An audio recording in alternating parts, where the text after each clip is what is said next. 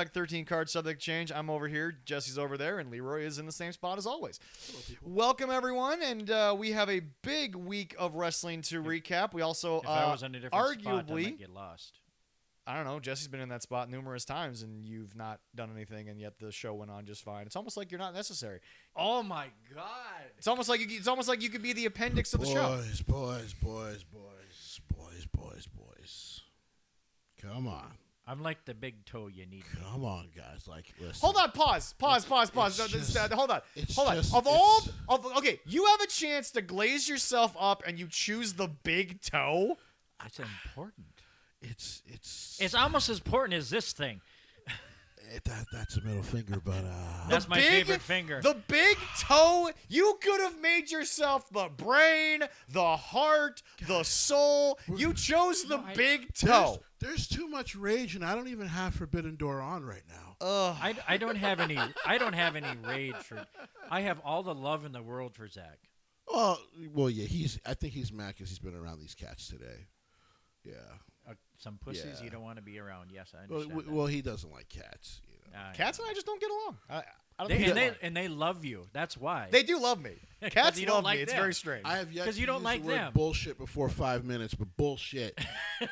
There is no such thing as me and cats don't get along. You don't like cats. It's cool. All right. To be fair, actually, a friend of mine does have 2 cats that are awesome, but they are literally dogs.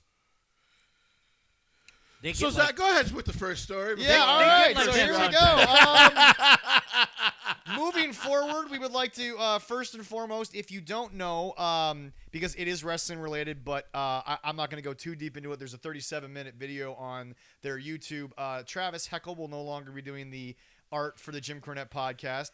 That is a sad situation in a different way than people think. But for anyone that hasn't heard it yet, I'm going to also back up the rumors. Travis was not fired. Travis quit.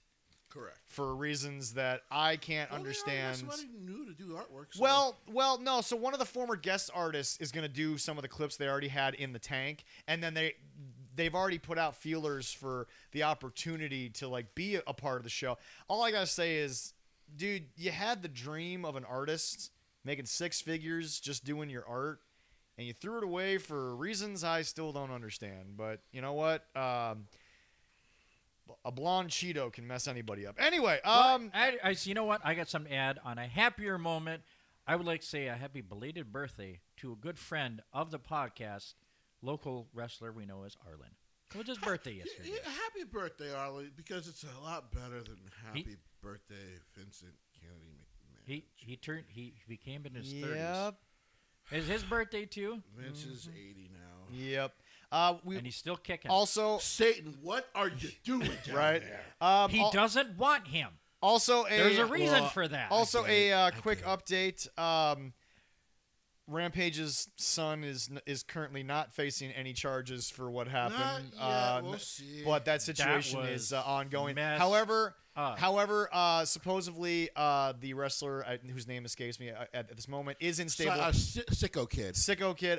He is in stable condition. Yep, he's in stable. He's as we know. Was that a planned spot? So saw? It was planned, but now I'm going to get into what I was going to say. This is a warning to anyone out there who deals with shows. You need to, be very, very careful who you do angles with. And number 2, when you do an angle with someone who is not smart to the business, you need to be very clear in your instructions. Because 9 times out of 10, the only instructions you need to give someone is don't take any liberties. Do exactly as we discussed it, and everything will go as it is. Because I guarantee you what happened, and Jesse, I'm not going to say it's a racial thing, but you can speak to this. Young black men don't like to get punked, and that could have played a factor into you're with your friends and this guy punked you. This has more of a spoiled kid deal to it, but I saw Rampage's apology. I'm just saying, Jesse. Personal ego plays a factor. Maybe, but still, it doesn't matter. No, yeah, because his father has done the professional wrestling thing before. Right, exactly. So, I did see. I saw what Rampage actually had to say about it. Yeah. He tried to use a thing. He was sparring earlier in the day. Maybe a little small concussion got him all screwed up in the game, and he should have never did it in the first place. That really doesn't matter, Rampage. And I get you're just protecting your son. This is just. I get what the kid was hoping for. By the way, this was at Rikishi's show, wrestling company show. Yeah. Mm-hmm. So how this got through without everybody knowing that's the real question right now, because it's like Rikishi's a Hall of Famer. Right. Should know how to run a professional show with no problem. I mean, his family is steeped in the business. Right. But the great news is that Sicko Kid is okay. Or I should say is in stable condition. Yep. Will they press charges? I have a feeling Rikishi will work this out with Rampage somehow, some way. Yeah. But it didn't feel good seeing that video. No. And yeah, because listen, it's one thing when people are like, a UFC fighter shouldn't be getting in there. Well, that was what made, and I know people don't like to bring up his name, but that's what made Brock Lesnar's return so cool, was that it felt more real when he came back from Jesse, the OC. it's interesting that we bring that up, because this is a situation that I feel the need to bring up, because we've been really diving deep the last couple of weeks. It's been one of the few series type things we've done on our show. Sure. But so this brings up a topic for me of so WWE had the Logan Paul, John Cena backstage thing, and clearly there was the whole Logan missed by a mile situation. But Jesse, I think what people are not understanding, that show's kind of funny that they had to tape it. Right. But Jesse, my whole thing that I don't think people understand, Jesse, if we bring up AEW and the Sickos and the fact that we've kind of dug down deep into the earth and we've discovered that they just like the physicality of it, the impacts, the moves. Jesse. And they wouldn't have redone it. Jesse, the whole point of this business is to make it look like you're hitting someone and not actually doing it. So what I'm getting at is while it didn't look great, ladies and gentlemen, this is why wrestling books, whether you like someone or not, need to be read, need to be understood, and you need to understand that, yes, there's a lot of guys telling their versions, and they're probably lies if they're from certain people, but there's people then like Jim Cornette, who, Jesse, he has no reason to not tell the truth about wrestling because he doesn't gain anything by twisting it in a certain way. Jim was always a talent, and even when he was booking, he got to a point where it's like, well, Jesse, it was like when so he was very critical of Stokely Hathaway's thing, saying it was bad, but he said it was bad for the same reasons we did, in that it had no heat because it was never built well. Oh, the match. Yeah. Sure. Yeah. So, but my point is that when you look at the history of the business, boxing went the route of the shoot, and they're in trouble. That's why they're desperate for a Jake Paul in any way, in any capacity. But when you look at wrestling, I'm sitting here and I'm saying to myself, okay, guys, you're mad that Logan didn't really hit John. Meanwhile, if we look at it from the perspective of logic, ladies and gentlemen, you have John Cena with only 10 dates left, and we don't want him to not be available for those 10 dates because we did something, quote, stupid. The point of wrestling. You need about that much. Leroy, get up and help him. No, I got it. Okay. The point of wrestling, Jesse, whether the sickos who are supposedly the real wrestling fans want to believe, is that, Jesse, the point was to go out there, execute a match, and neither guy gets a career-ending injury. That's the point of wrestling. Right. Yes. So, and if an injury happens, it happens. Well, that's the thing. Injuries used to be. You never know. Well, no, that's the thing. Injuries, Leroy's not wrong. It used to be an accident. Right. But nowadays, because we're trying to do so many things, look, I get that Vince hokied wrestling. I'm not going to pretend like he didn't. I'm not defending Vince McMahon having the repo man, the trash man, and a dentist out there. Was it dumb? Absolutely. But at the same time, Jesse, where are the territories that Tony Khan says he grew up a fan of? Gone. Okay. They're gone. So now let's go to this, because I saw this posted, and Jesse's going to go off on this person when he hears what I'm saying. So, Jesse, apparently in 2025, and we're not even done with August, Hiroshi Tanahashi has already wrestled 95 matches, which, according to this post, is more than Roman Reigns combined in the last 3 to 4 years. Jesse, two things. Number one, credit to the ace. That's how he built his reputation. That's how he wants to kind of go out. And number two, Jesse, one of them is actively still battling cancer.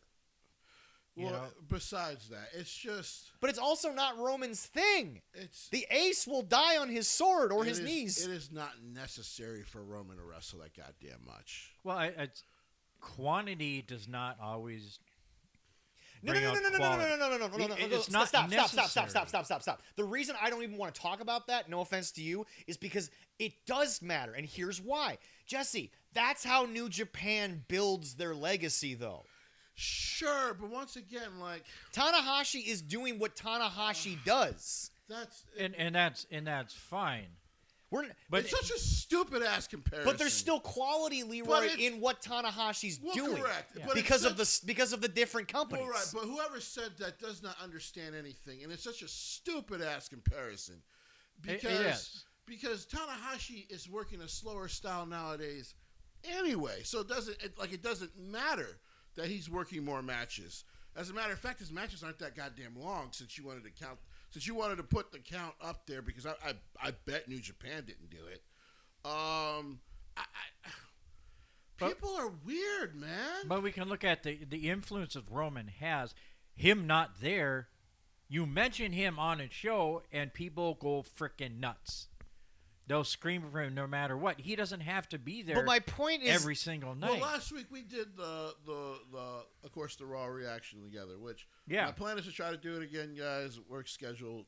Well, Monday it's on at 2:00, so I'm gonna. Oh, so we'll see then. I'm gonna figure it out for guest hosts on that day, but it could be questionable. But otherwise, here was the thing. Like, one of the things I kind of had an inkling of was Roman was going to show up at the end of the show. You didn't think so. I didn't think so either. And I was like, don't be so quick, because the Paul Levesque thing hasn't completely cleared and Netflix hasn't gone dun, right? And so when he shows up, guess what? I bet you they got a big ass boost to their numbers when Roman shows up. But he has a match next Sunday. And he'll have a match against with Big Bronson Reed. By the way, helping to push a young guy. Well, not young, but trying to make a guy into a star in Bronson Reed. It's just... they're actually doing it right. The Lights Out match is your main event. Well, yeah, it probably should be. He pulled his head out of his ass for once? But I forget, who was the last time match? Oh, yeah. But yeah, it doesn't make sense to compare the two. Right. Like, it just... John Cena was never going to work fucking 90-something matches this year. Before he retired, it just it was never arguably the only match that John has had that is up to John's former level of standard was Cody. Was the second Cody match? That's arguably the only match that has lived up to that hype. And Jesse, that's actually going to lead me into a different topic, because obviously now that we'll talk more about it next. Is there anybody in WWE in the main roster that would do 95 matches? Absolutely. Right now, till this date. Absolutely. Leroy. Well, to be fair to Leroy, they don't do enough shows for them to do 95 matches in a year anymore. No, and I understand that, but what I'm saying is that he's had 95 matches, and we're in August. I don't think there's anybody on. He's saying 95 matches in a year. In 8 months. If he's had 95 matches in 8 months, that's a lot. But the other thing about it is, like Jesse said, but they're always constantly on tour. So they take a week or two off, but New Japan is constantly on tour. Yeah, I know, because and as Jesse's pointed out, down the house shows clearly this is for how WWE. Tanahashi wants to go out. Sure. And by the way, WWE has a much, much lighter schedule now. Which, by the way, is also being confirmed by the current talent. Yeah, it's a much lighter and schedule let's now. see, does that make everybody happy? Yes. Anyway, now, Jesse... And you like to work more if you're happy. To sort of transition into something else involving the WWE, so we talked about John and like his standard of level. I think it's clear, regardless of what Unreal wants to say, regardless of what anyone will say in the press, Jesse, Dwayne fucked everything up, and they're just trying to walk it back. They're trying to get out of it as best they can. The way that was presented on Unreal was so questionable. Almost like Triple H was the one pushing for it the whole time. Right. Which I felt was odd. I didn't see that, but I saw that he was kind of trying to backpedal and figure it out to get past that. I think Hunter is When's being gone asked to play a role in something that is supposed to be unscripted. And I think that Hunter is, as he was for most of his career, Jesse, he's trying to be the best business soldier that he can be. Sure. And I think that, but Jesse, you and I are all about evidence, facts. Look what's on the table. Look at what's in front of you. Ladies and gentlemen, Jesse and I and Leroy will all look at you and tell you this. We watched NXT Black and Gold for so long. Yep. We watched Triple H take over main roster before everyone got involved. Jesse, I'm going to ask you this directly. That's why I'm saying your name. I'm listening. There's no goddamn way with the years of evidence that we have that this is what Triple H wanted. Was for John to turn heel, have it be so lackluster, and then just John walk out one day and randomly be like, "I'm back, guys. Thank you for bringing me back." Like this is so contradictory to the very essence of his booking style, which was always consistent, which was always canon. I feel like Hunter is being asked to fall on the sword of there's no goddamn way in hell that Hunter Hearst Helmsley, Triple H, Paul Levesque booked John Cena's last year like this. I'll also say this, too. There seems to be a lot of, including after hearing Killer Cross's interview.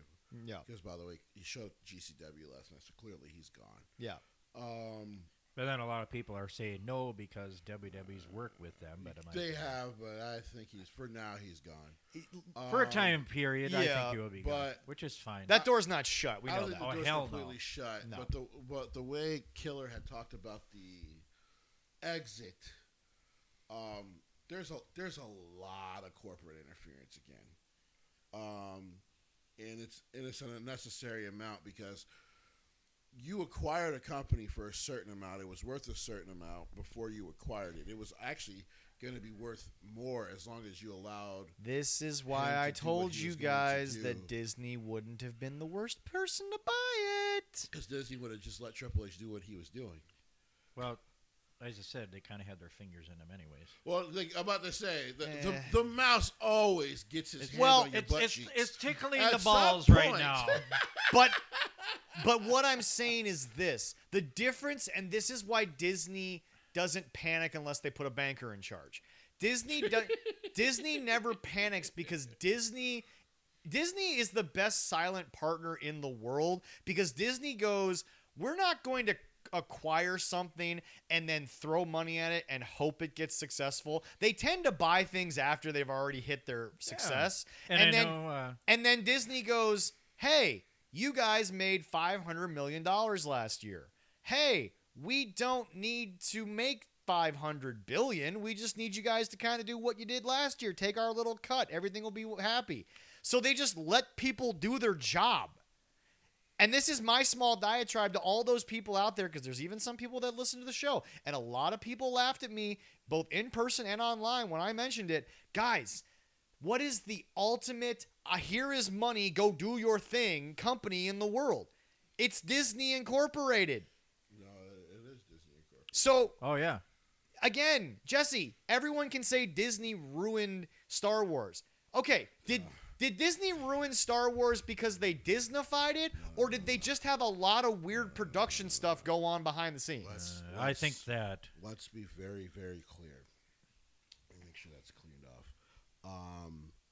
Disney did not ruin Star Wars. Exactly. Star Wars, the current head, fucked up too much. And by the way, she's a great producer. I can't wait to see her go back to producing full time because Kathleen Kennedy is an absolute legend in the movie game about it. She was not a good studio head. She was terrible. And it's not because she's a woman. She just could not do that job. No. She was bad at it. Some people Disney did not ruin no. Lucasfilm. No. Lucasfilm ruined Lucasfilm right. in this case. So Jesse, what I'm trying to explain to everyone is what people don't get is you're going to get corporate interference when you have a bunch of... And I'm even mad that Dwayne doesn't do the one thing I think he's still good for and go to these people and say, let wrestling be wrestling. But, of course, he's there because he can't make $40 million a movie anymore. Yeah, I guess So he's going to do whatever they say because they gave him a cut. So I'm sitting here and I'm saying to myself, yeah, there's going to be corporate interference, but like Jesse just reported, Leroy, it's unnecessary. It's to a level that isn't needed. Mm-hmm. We don't need these people to get involved because WWE, even in the Triple H era, has never been unsponsor friendly. It hasn't been unfamily friendly. It's maybe towed that line a little bit, but it's never Not pushed too bad. But it's never pushed away advertisers. Oh, hell no. It's never made people angry. No.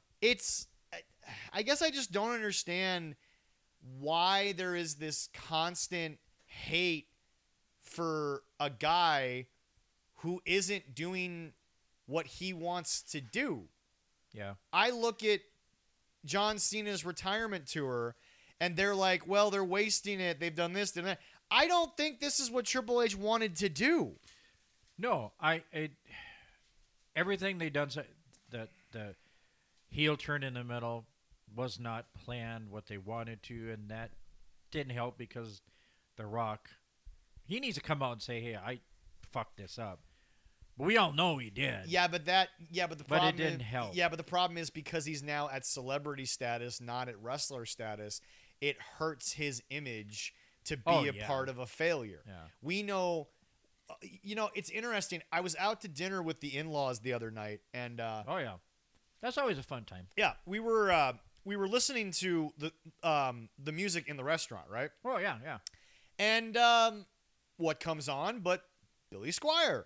Oh, yeah. Not The Stroke, but the song that famously ruined his career. And I'm sitting there talking to my uncle-in-law, and he goes, well, it wasn't the song, it was the video. And and famously, I think it was like Rock Me Tonight or whatever it was. Jesse, you know the song probably. No. No, that's Stroke. What was the song that had the music video that like really ruined Billy's credibility in the rock world? Oh, it was off the what is the name? Yeah, I gotta look that up. There was too many. Let's say. Well, but he started dancing around his apartment, but like "Rock Me Tonight" was the song or whatever. Rock Me Something, and there was too much. Rock Me that's a different one. That's something else. There was a lot of male genitalia. Let's just say. Well, yeah, but I mean, Jesse. Yeah, not a big thing on that. But no, so like Leroy, but it's like nobody necessarily blames Billy. They blame the director and the people who choreographed it. But like it still had a devastating impact on his career. And even he's come out and said, I don't know, because he was on a roll until that video. Oh yeah, He had hits. He was on he was doing really well. And then that video came out, and everyone just all of a sudden went, what the hell? Wait, what?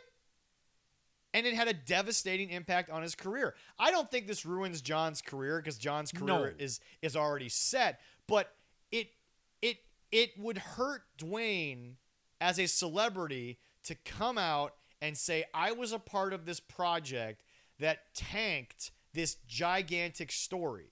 Because it has Oh, yeah. put a black mark on John's retirement tour. That and left a bad taste in a lot of our mouth from it. Well, And- yeah, But some of us that are loyal with this is, you know what? do you think it that was could've- a bad thing? I'll I'm ask going to you- still watch it. I'll ask you while Jesse finishes cooking. Do you think it would have been fixed if Dwayne had at least showed up? I think it would have helped. It wouldn't have been as bad.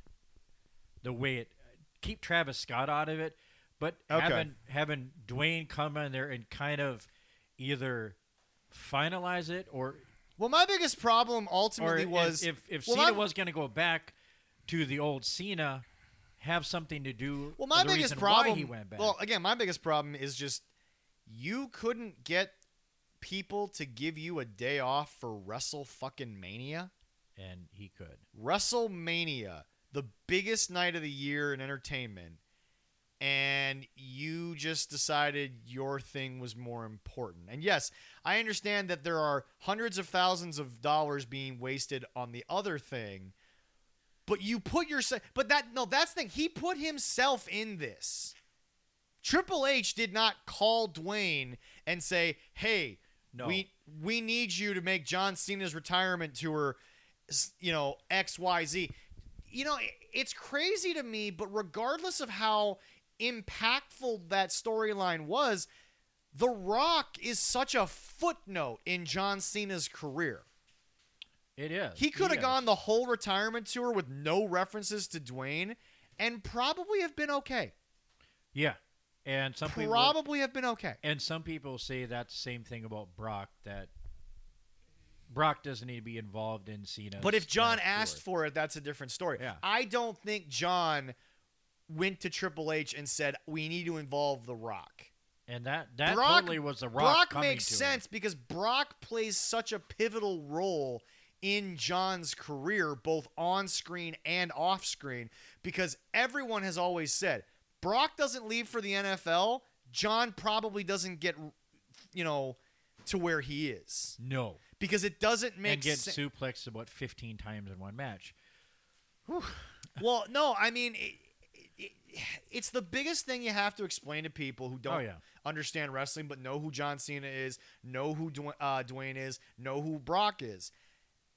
Brock's career in wrestling, although dominant, although great all time, it could have been so much more if he'd stuck around. Yes, But because he didn't, and we're where we're at, John Cena got to be where he was. So I think that having Brock on the tour makes sense. But Dwayne was, John's celebrating, 20 years in the business? yeah, Dwayne was, something like that. yeah, Dwayne was a year and a half? Maybe 2 years total? I went- think so. I mean, yeah, they booked themselves for WrestleMania the night after the WrestleMania for the next WrestleMania, but they barely discussed anything with each other, but maybe a half dozen times until it was like the road to WrestleMania season. Mhm. Yeah, I think so. That's Yeah, about so right, yeah. so Dwayne is to blame for all of this, and Triple H is sadly at that point in his life where it's like, man, he takes a lot of stray bullets for a lot of people who just yes. don't seem to want to take the bullets for themselves. Yeah. And it's like with John, I mean, everybody looks at it as like, because most of the time when you have a match or series, you guys really have a series of matches with people, but with John's greatest hits tour, basically, Yeah.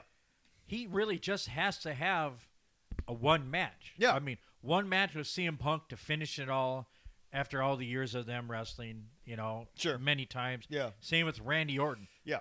I mean, boom. He has one with Brock. Brock's gone. He's back up in Canada killing bears and boars and whatever the hell he wants.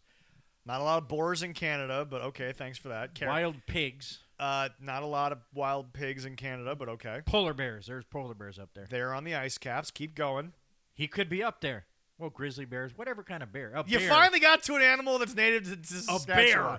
It took you 5 tries, but you got to an animal said a bear. native to I said a bear. Saskatchewan. You never know. He could have boars shoved up there so he can kill them with his bare hands. he raises pigs. Anyway, Well, you could kill him with his bare hands. I guess for me, the overwhelming idea of this whole thing is Triple H is clearly not in charge of WWE, but he's the one who gets a lot of the flack. Because I would say WWE... What do you mean by not in charge, Debbie? You mean the day-to-day comings and the hirings and firings? Oh, that's Nick Khan. That's Okay. Nick Khan. We've learned Nick Khan is the guy who's calling people and saying, we're going to keep you, we're not going to keep you, and stuff like that. yeah, no, I mean, because I feel like, and Jesse's talked about this 1,000 times. I don't see Karrion Kross being gone from WWE if Triple H gets final say. Yeah. Because he seemed like a Triple H kind of guy in the sense of we're building, we're always thinking about the business, we're always thinking promo-wise, we're always connecting. And I don't think that Karrion was let go by Triple H. No. I think Karrion was let go by TKO. Dinner and a podcast. How are you doing, Jesse? Yes, I think so. If they could have done something different, or if it could have done, I don't know. If they could have had a faster build up with him, maybe TKO would have wanted to keep Karrion. No. Well, first and foremost, I'm actually starting to believe that Karrion being gone from WWE is the best thing for Killer Kross because I feel like he didn't fit the version of what WWE was. And I think he was a little watered down. I also think that there's an argument to be made that I don't think he fit what they were trying to do in ring stylistically. At this moment? Well, I think bringing I back... still think Kross has been on a downturn ever since the Adam Cole situation. That long, you think? Oh yeah. Okay. Yeah. Yeah, that wasn't a good. I think the momentum died that night. But I think, as everybody knows, and he got it back though. I think he did. He did. But I think everybody knows, dealing with even back in the day with Vince, everybody knew if he got let go, that door was never shut. Well, no, because right. But everybody no, came hold back. on. You're thinking too far ahead right now. You're thinking far too far ahead for what I'm trying to say. Oh no, I don't think I am. But, No, but I understand. No. What I'm saying is that to get back to my point, and Jesse's now back and he's got his food, so he's back on the show with us. Dinner and a podcast. Yep. It's awesome. We are in a situation where TKO clearly is in charge, and Triple H is having to eat the strays for it. I think on Unreal, everyone's coming away from Unreal saying Triple H was pushing, the whole Dwayne final boss thing. And I'm like, Jesse, now that you're back, all the years of booking from Hunter, what pointed to that? Nothing. Not a damn thing. Yeah, and I agree. I don't see that at all myself. That's why I never believed it, because I'm like, this dude's always been about long-term booking. Booked himself out of Vince's years of mess. And then all of a sudden, he's going to start messing up long-term booking. It makes no sense. And Jesse, I might have said something that seems controversial, but it's because people can't get past the name recognition. Dwayne is a footnote in John's 20-year career. He is an important character, The Rock, but not as important as Brock, Edge, Randy Orton, CM Punk. Probably Leroy. Probably Bray. Silence. Or I thought I had it silenced. silence, or we kill your mic. Or the Wyatts, or the stuff like that. So yeah. It's a damn shame that Dwayne stuck his nose in this whole thing. What's a damn shame? There's just no one at TKO had the foresight to go, dude, no, because you can't even promise you'll be here. Well, and see, that's why I think maybe they'll learn for next time. The problem is we can't fix the retirement tour. I think that sadly TKO, instead of being proactive, is being reactive. The retaliatory is still okay. It's had a bit of a lull since that happened. Having the second Cody match helped. Yeah. A lot. Clearly doing the Brock thing in Perth will help. Dropping Travis Scott entirely and having nothing to do with it Was good business. Yep. So Yes, I agree with that. You know, how it ends on Saturday Night's main event in December, I don't know, but it'll be interesting to see. Is it what it should have been? Probably not. Yeah. Probably not. But then again, yeah. Jesse, who are we to say what it should have been? You know, it's interesting. I recently read an interview with Tom Morello, and Tom talked about how Rage really ended this past time. Zachy getting hurt and all that kind of stuff. He said, was it the energy and what we wanted? No. But how can you walk away from the game after 4 straight nights of sold-out shows at Madison Square Garden and say that that's not a hell of a way to go out? Right. You know? Right. I mean, like, now they're older. Now they may have other stuff going on, and they're going to go back and do it again and maybe have it be less than 4 sold-out shows in a row in Madison Square Garden. Right. So, I mean, who are we to say what John Cena's retirement should have been or shouldn't have been? But I do think what I'm learning from Unreal is I don't think Triple H is being real, and I think he's being asked to be, toe the company line right now. There we go. I Yeah. think he's just, You as know? you said earlier, he's at fault for things. But No doubt. not everything. We But have. he's taking a lot of bullets for people Hey guys. who We have, deserve to get I have caught. we have a comment up here. I don't know if you want to read from the Go Undead for it. Jester. Thank you for watching us. Hey, Brett, how's it going? He, that's what he is. That's Brett. Oh, okay. He has a comment about what we were talking about TKO. He said he's a scapegoat for TKO, throwing darts at a board, seeing what sticks and doesn't. If it doesn't, blame Hunter. Well, that's exactly what I'm saying. I mean, it's a good Well, comment. that's exactly Yeah, what- thank you. Pretty dead on. That's man. exactly Thank what you I'm for saying. that. But here's the other thing. 2 things can be true. I also believe Nick Khan when he says, when everything goes wrong, I put it upon myself. What I'm saying, Jesse, is Triple H is catching strays from the wrestling side of things, not the business side of things. The wrestling community... So there's some idiots who are giving him flack for, like, the release of Dakota Kai. And like, well, Nikita Lyons and what's his face is still on the roster. Okay, well, that has nothing to do with Triple H. Guys, once again, back to Bryan Danielson. Wrestling fans are fickle. But the other problem with wrestling fans is everyone doesn't really adapt and pivot. And here's what I mean by that. Jesse, we know some people who are diehard AEW supporters who look at WWE and they say to themselves, well, this, that. That was Vince. That was a different era. Jesse, what bothers me about wrestling fans is you think you've got a smart line in the back of your brain that you're going to post that little comment and the comment's 15 years out of date.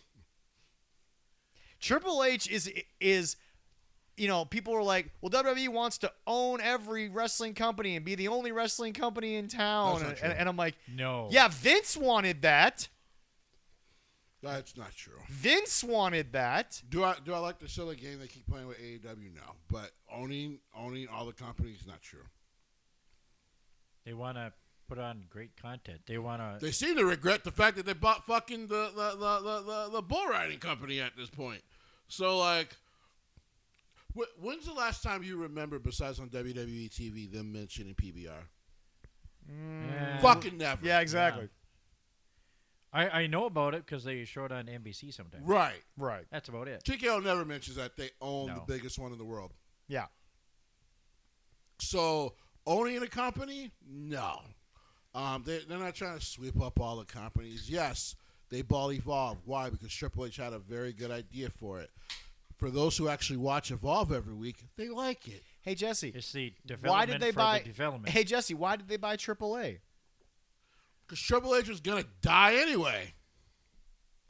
And AAA, people don't realize AAA had been up for sale for 3.5, 4 years.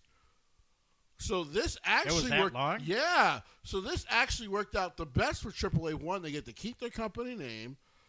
Their company value is now through the roof under TKO WWE's banner.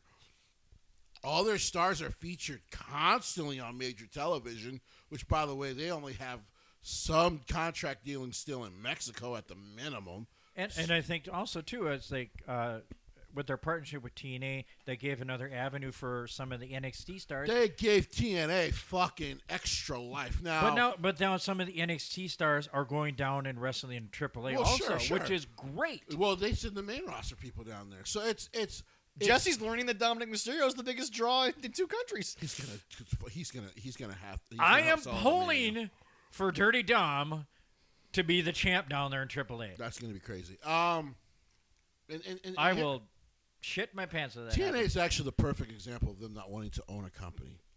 TNA is still trying to. That dude is still trying to sell that company, right? Now it is at a higher value. All TKO/WWE has said to him, whoever you sell it to, make sure they are friendly to doing business. Yeah, so we can continue this. And people are saying, "Oh, they should buy it." No, But I don't think buying but- TNA would be a good thing. Well, here's the thing. Now, again, I don't want to harp on this because my overall point is back to my original point. You guys have these comments, and they're Vince McMahon era comments that make sense when you talk about Vince McMahon running WWE, which he hasn't for a number of years now. A couple years, yeah. So my point is this, is that, guys... He's at home. Yeah, I wish. Vince? Where the fuck have you been? He's Nice. not at home. He's everywhere. Yeah. He's literally everywhere these days. With a stupid ass face. But anyway, no, guys, He's got a stupid guys, face now. guys. Eventually he'll die. Triple H needs to stop catching strays for something that he has no control over. Yeah. But everyone sits there and thinks because Vincent Kennedy McMahon Jr. owned the company, was the CEO and the chairman of the board and the creative control They and assume the that and the that's what day-to-day. Triple H is. Jesse, they think Triple H has the same role. He's the head of creative. He is nothing And more than the head of creative. He's That's it. doing what, I mean, it shows. Nick Khan is the CEO. Ari Emanuel is the owner. Guys, where there used to be one, there's now 3. Technically It makes 4. it a lot easier. Well, Because- no. It makes it easier from a business standpoint. Yeah. It doesn't make it easier when the wrestling fans want to sit there. And by the way, we are going to go over not the results necessarily in depth because clearly we haven't watched it because it's just happening. just happened, But we're going to yes. go through the results of Forbidden Door because just from the results, they fucked this whole pay-per-view up. But let me get to that when we get to it. know. But just Jesse, Leroy, Yes. when we used to watch, we always knew when something happened on Raw or something happened on SmackDown. Vince's call. Yeah, you can Now, tell. now there's a ladder of people. Jesse thinks Nick made the call. I think Triple H made the call, and Leroy can sit there and say, "Well, Jesse, there's finally options to the bubbles." There's options to blame. It's like the Well, NFL. I think It's A, B, C, and D is all of the above. Where it used to be A, B is Vince and Vince, and we were done after Right. B. Like, guys, you Yeah. got wrestling fans think they're smart. They think they're really cute with their comments about WWE wants to own the wrestling world. WWE wants to conquer Mexico. Vince didn't want Mexico. Why would Triple H? we We're just want supposed to work with it. we just want mystery. And by the Iguana. way, we have now heard. Guess who is the biggest backing factor in them doing this deal? The fucking Undertaker. It was Mark Calloway who was just really? like, I'm a big fan, but boy, do they need real business people to do this shit down there. Oh, Mr. Iguana. And thanks to love Mark that guy. Calloway, they have acquired AAA. That's a crazy story. Well, he's down in Texas, and they probably broadcast down there, don't they? Well, yeah. Well, and he's been down there a couple times when he was younger. But it's one of those things where, like, that's a crazy story. So to be fair, it wasn't even Triple H's idea for them to acquire. It was the Undertaker's. You want to know There we go. You want to know what makes Triple H happy? Going to Greece with the girls and wearing a shirt as a 50-year-old man, being like, "Man, I'm glad I don't have to keep up that workout regimen anymore." I was so pissed off at people when they're, oh my God, he looks horrible. He's getting older. He doesn't have to be in perfect shape like Vince McMahon was on crack when he was doing that shit. He also had a heart attack. Yeah, He's got a machine in his heart to keep him alive. yeah, Literally. So he has to be careful. He can't Now, do like Jesse, what he did. on a somewhat interesting positive note, because my phone has been giving me tons of listings, there's this little thing that's now available. Oh, that's right. Even though everyone said we were wrong and we didn't know what we were talking about, there's a new bundle available from Disney Yes. that just so happens to have Disney Plus, Hulu, and ESPN all available for $30 a month. I need everyone watching live to pretend this is tea. Hold on. It is. It's wonderful tea. We'll take the luckily, you're coloring the label. Covering the label. Yeah, I hear you. Yes, You're I know. coloring the label. I have to add, because I dropped Let down. him finish. No, The it's man's okay. about to have a It's okay. moment, It's okay. Leroy. It's okay. Go ahead and add what you were going to Ugh. add really quick. I'm I was- enjoying my moment. I was hoping that we would talk about that because, yeah, for just twice as much what I'm paying for Disney Plus alone, I'm going to get 2 more added services with stuff that I'm going to watch. Because I will watch SportsCenter and all that crap because I'm weird. So real quick. SportsCenter hasn't been good since Stuart Scott passed away. So real quick. I'll still watch it anyways. I just want to throw out there to people again because listen, I might not have a multi-million-dollar business yet, but We're working on it. I've told people. Why do you give shit away? I have told people that We always want to work on making ourselves more money. me and Dave Portnier will This never lovely probably podcast. from Barstool Sports will probably never agree politically, but we will always agree on this. You might agree with him politically now. Well, now He's lost a lot of Yeah. fucking money. But one thing we agree on, Barstool Sports lost fucking money for years, but it kept teaching him how to change his business. I have lost businesses and bands and all, but the failures teach me, and also who to reach out to, what to understand about this and that. So it was fine that everyone was just like, you guys don't know what you're talking about. Jesse doesn't know what he's talking about. Oh, wait a minute. They fucking announced it like 2 weeks later. Why would Disney not want you to just fucking get Disney Plus to have WWE? It never made any sense. Oh, we're going to have to pay like over $1,000 a year. But no, you're not. No, you're not. What the fuck are you talking about? Like, I kept telling people, like, you clearly don't know what the fuck you're talking about. There's still memes of maps of like you got to pay this, and this, and I'm like, yeah, if you're a nutball, That's true. I'm like they're gonna offer a thing for like $30, probably through Disney Plus and Disney Live or Hulu Live. It'll be $40, and you'll be able to fucking do it. Yeah, 40. It's another $10 for live Hulu Live. So you pay 10 less and get commercials. just like Dom owes me money when he gets his raise, where's my goddamn apology, Internet? It just, and I'm happy you said this because I didn't even know they announced it yet. I was expecting it at the end of this week, but like, no shit. Every other ad on my Facebook is literally see, I don't know. $29.99 Disney Plus, Hulu, and ESPN. And I don't know. Holy when I'm gonna- shit! You were right, Are they Jesse. still showing all the PLEs on Peacock for the rest of the year, or are they going right to? No. Or are they going to Clash, ESPN? Yeah, Clash in Paris is technically Is going to be the last one. one on Peacock. Yeah. Besides, So technically speaking, I could drop Peacock and just no. that, but Besides NXT, Yeah. they're keeping NXT on Peacock, crap, I got to keep Yeah. both so you got to keep it. But for now. But that's the thing, Jesse. Actual business And Saturday night's people main event. would have made well. Then now on Peacock because that's going to be exclusive. Yeah. There's not going to be ads on that anymore. Yeah. And then we won't get like promos cut off at the end. Correct. But yeah, But that's all but right. yeah, no, Jesse. The fact that everyone thought that Disney, of all companies, was going to ask you for another 30 a month on top of what they already get. That's not how they made their business model. No. That's not how Disney's ever made a dime. You know, Jesse, I think you've been being Stodamus for how many years on here? I know, it's quite ridiculous. And not there's a few people that understand that, but there's more people that don't. They gotta learn. No, but the when reason the is, back to what I said, Jesse. Right. Just like the guy that we always talk about who wants to claim that WWE killed the British wrestling scene. Nobody wants to be wrong, and they don't want the old evil empire to now be the good guys. They don't want the dynamic to flip. Or how about this? There's no good or bad. There's just a lot of gray, and there's going to be a lot of shit you don't like. Well, that's business.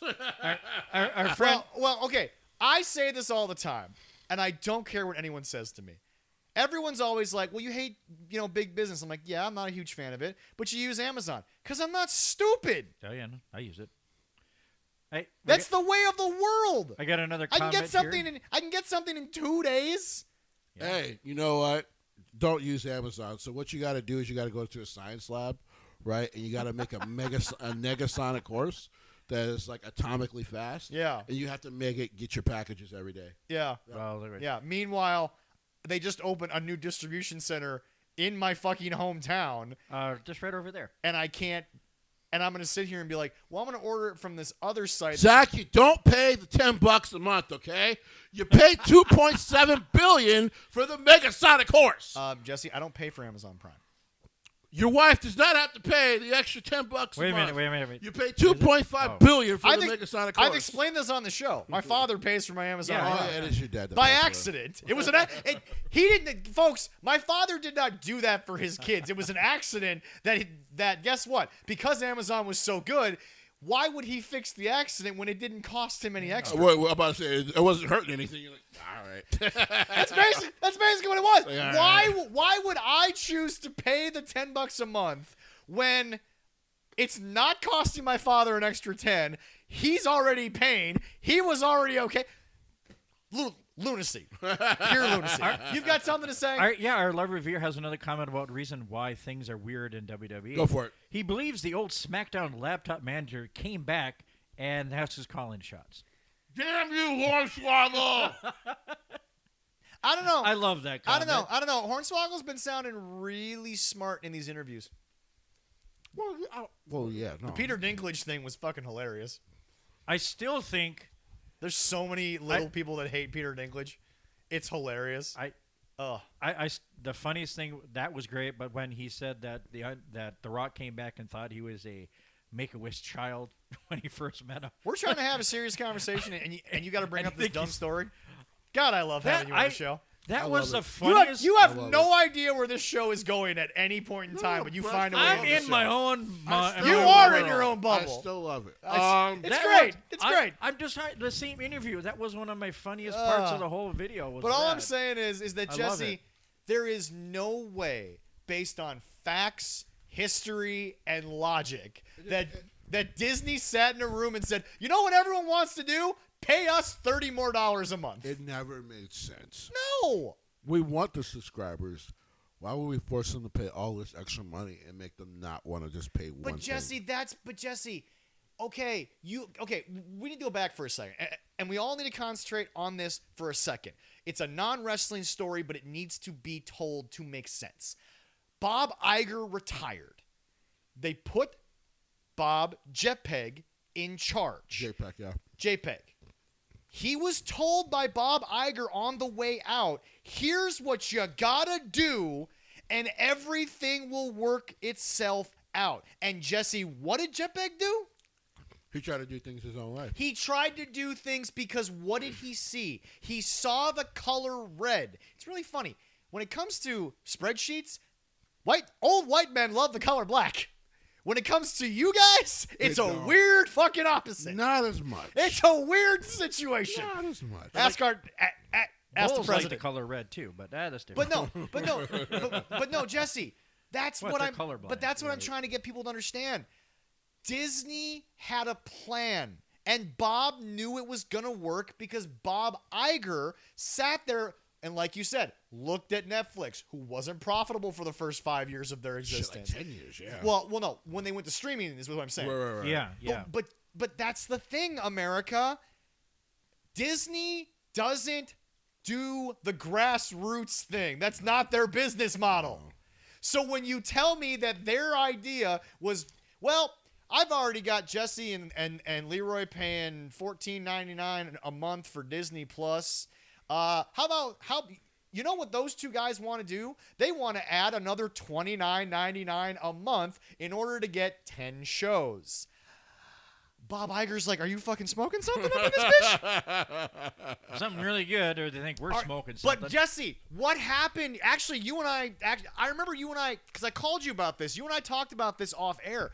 It was the same visceral reaction from the IWC as when the Saudi thing came out. Mm-hmm. It was an immediate reaction where no one thought it through, no one thought logically, because, and again, I say your name a lot because I want to give you credit where no one else will. Jesse came on here and he said the U.S. government under the Biden administration was never going to let the Saudis take WWE. No. They were literally going to step in and say, you are not going to take a publicly traded company on our market and be the fucking sole owner. It was never going to happen. It was a litmus test that I guarantee you somebody leaked, and I still think their name is Stephanie McMahon. I'm pretty sure. But anyway, nobody at Disney ever said, and this is the thing, Jesse, what does everyone need to wait for? What the company that we're discussing will say. Right. Disney and ESPN, the parent company Disney Incorporated, has not put out a statement saying that we're going to charge you an extra $30 a month for ESPN. No. You know what they have done? They've put out there on official ads on Meta, which is Facebook. And everywhere else. Here's a bundle with ESPN for $29.99 a month. And saying you can add Hulu and Disney Plus together with ESPN, and bada bing, bada boom. It's for the same price we thought we were going to have to add the ESPN service to. Yeah, guys, I was just waiting for it. Guys, that's all I was doing. Disney is the most powerful entity in entertainment, which is why Jesse always laughs at almost the world, man. Well, duh. That's why Jesse laughs at the girl from Snow White. Like, sweetie, you cost yourself a future in entertainment. You don't understand. Okay. And all you had to do was keep your little opinions to yourself. I'm not diminishing her as a female. I'm not diminishing her of having an opinion. But you work for someone who doesn't have the same opinion as you and who is paying you. You know what Scarlett Johansson has yet to do? Besmirch anyone at Disney who's not named JPEG. That's right. Okay. Because they fixed the problem. Here, I have a fun question because we talk about it all the time. Who is more powerful, Disney or the NFL? Oh, Disney. Okay. The real question, though, Leroy, that Disney just dug their fucking hands and Leroy. Oh, yeah, they did. I'm sorry, but you're not asking the right question. I forgot about that. I understand why you won't ask the right question, but the question you should be asking, because it's true whether you like it or not, Disney's more powerful than God. I'm sorry they are. Not yet, but they're getting there. No. Oh, they'll get there. No. Leroy. I love that you think for 5 seconds. When Joel Osteen all of a sudden has Mickey Mouse ears on his TV program in 5 years, you and your pastor will sit there and go, well. We don't care about him. I mean, we all know he's kind of a scam artist, but like... Kind of a scam artist? Well, he is a scam artist. $40 million megachurch. But the moment that happens... Yeah. Yeah. No, we had a wonderful thing, at church today, and he's saying that the Sabbath, we should work on the Sabbath, so I shouldn't be doing this on the Sabbath. But he says, but if God wants you to, you do it. I'm like, well, God wants me to do this podcast with these two lovely people. I love how that's why I'm doing it. I love how he spiritualizes away from the fact that he basically admitted what I've been trying to get him to admit for the last 6 months, which is if the NFL puts a game on at 5 a.m., you're going to church at 3 in the morning. They do have the London games on at 8, but yeah, that's all right. Yeah, I don't watch those. I'm sleeping. Minnesota's playing 2 of them. Shit. One in Ireland and one in London. Yeah, I have to go to bed early because there's the Wembley Saturday. game and then there's the Ireland game. I go to bed early Saturday so I can. But listen all I'm to that saying is before I this: go to church. your service, fine, Leroy. You don't want to go at 3 a.m. You'll just do the Catholic thing and have a 5:30 service on Saturday if there's a 5 a.m. football game.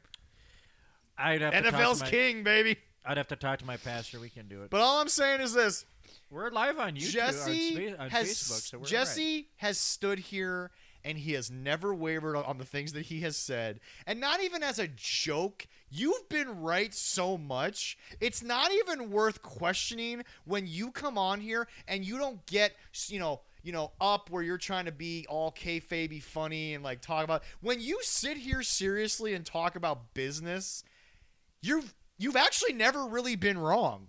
Just because a storyline didn't go the way that you thought doesn't mean the business side went that way. I wasn't too sure when I first heard him a couple times, but then after that I was like, but all I'm saying is Jesse that has the reason for is it. that He's good.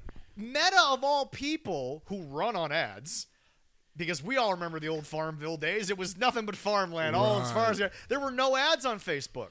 And then Facebook learned how much money they could make on ads. I remember playing Holy crap. Did that open a whole new can of worms? To now, damn you, Farmville. To now, you turn all around. Played it. You all played it. Yes, I did. I told you all to not do it. I said, damn it, that's the devil's game. Jesse,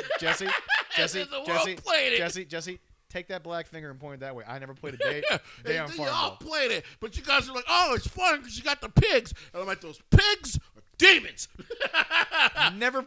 You are giving that robotic piece of shit who owns Facebook too much of a mind to go, oh, fuck, I could just load my frame with nothing but ads.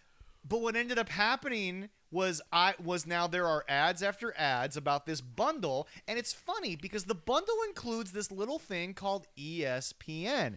Hey, where are those PLEs going to be? ESPN. So why in the world would a company built on buying up entities that already have a name? Because, by the way, if Star Wars was this little production company that had one indie hit 20 years ago, Disney would not have paid for it. No. Disney would not have written a $3.05 billion check for that guy. They've been trying to get the Lord of the Rings series from Peter Jackson for years, and he still won't sell it to them.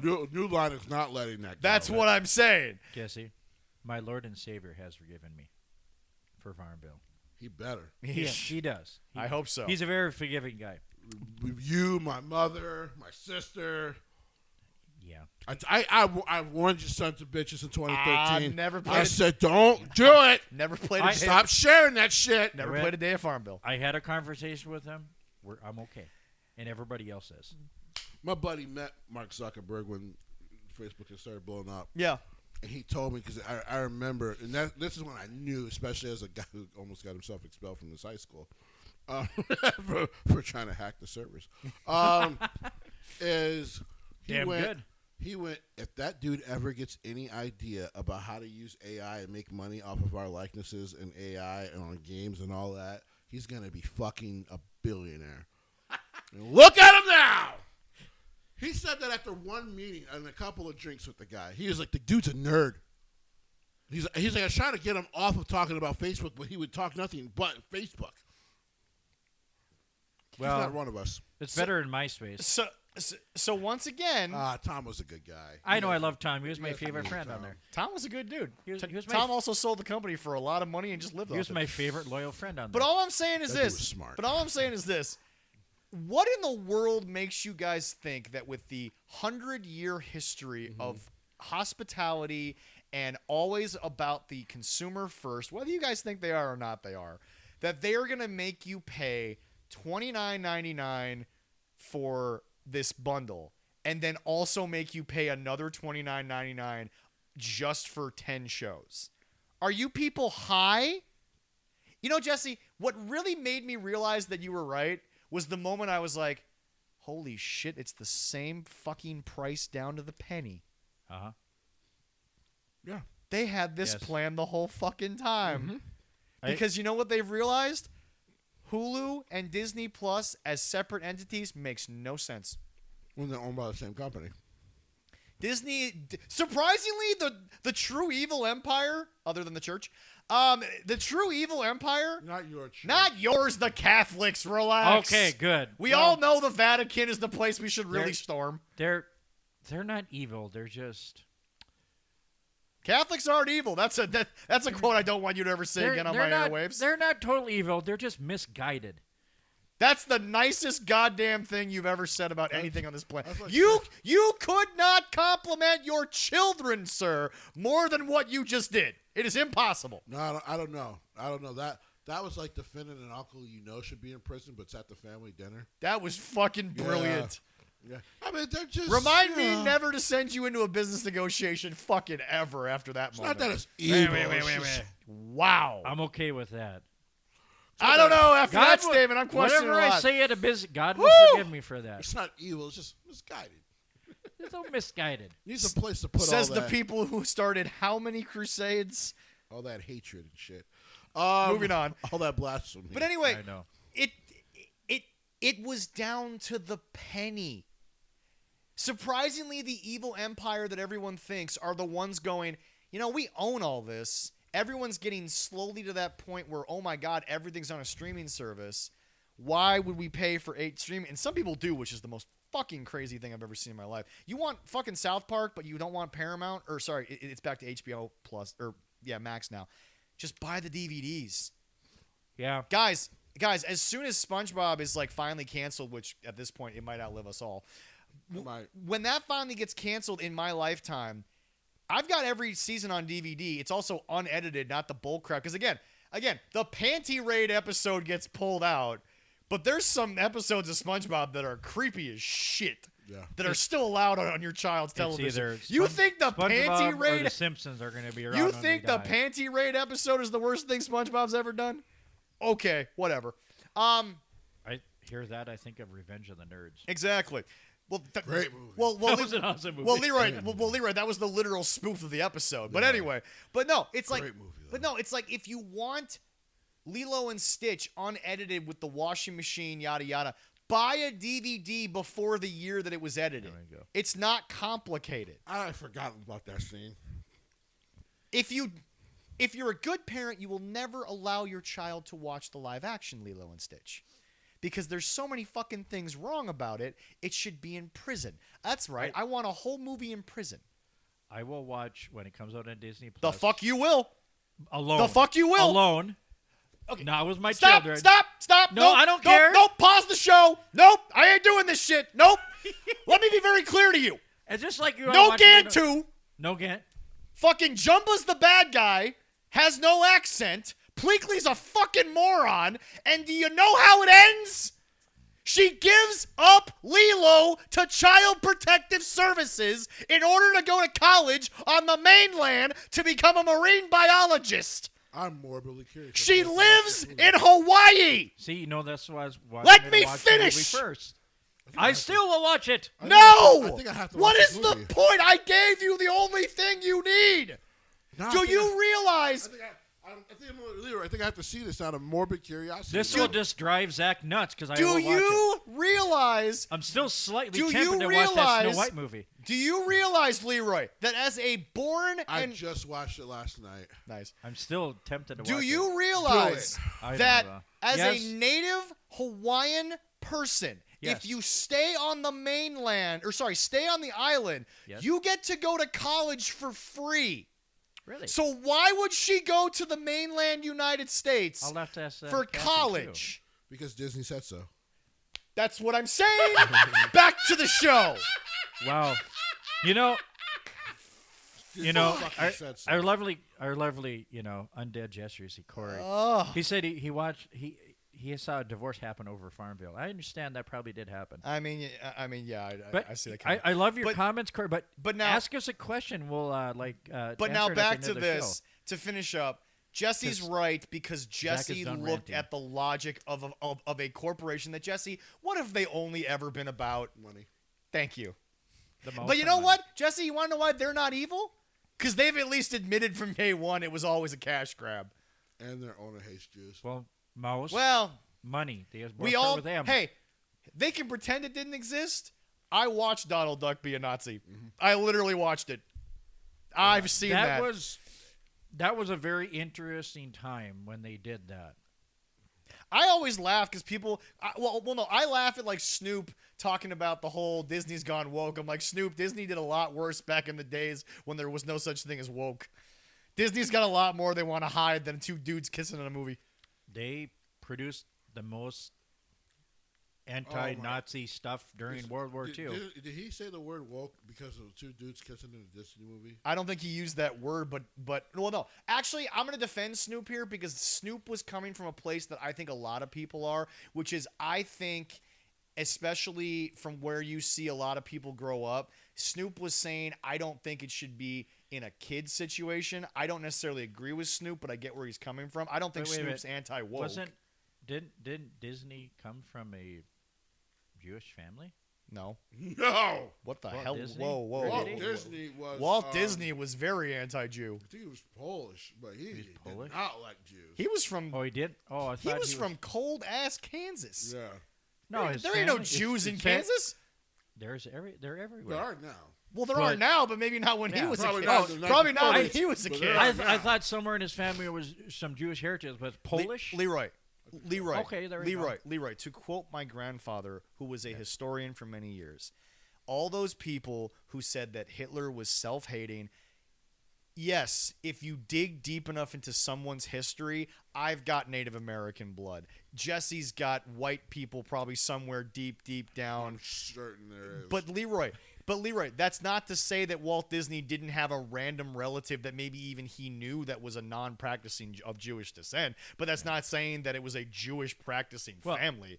He was from. Well, We're gonna get off this topic because we're getting far deep into stuff we don't If want he to has get. a descendants from Poland, I understand. So we're not going to talk about this anymore. We're going to move on, but we're going to finish up with What are we gonna go to? Jesse. 10 shows a year. They're not going to charge you $60. They're going to have you buy this new bundle. They're going to combine two things you already had, and they're going to give you ESPN for nothing. Because guess what? They have been acquiring so much. ESPN is now back on top of sports by default because they bought everything else. Hulu's probably is going away. I thought, isn't it? Eventually, Yeah. It'll just probably become Disney Live. Yeah. But it's part of. It'll all just does become the not same fucking thing. matter because I have a VPN. So, like, for me, You have WWE Network. I have whatever the fuck I want with a VPN. Like, I'm good, bro.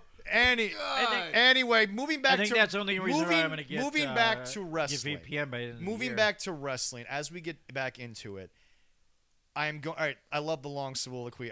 Sometimes I want to actually cut our side tangents and put those as clips on YouTube. That would be kind of fun, but we'll do that at a later date.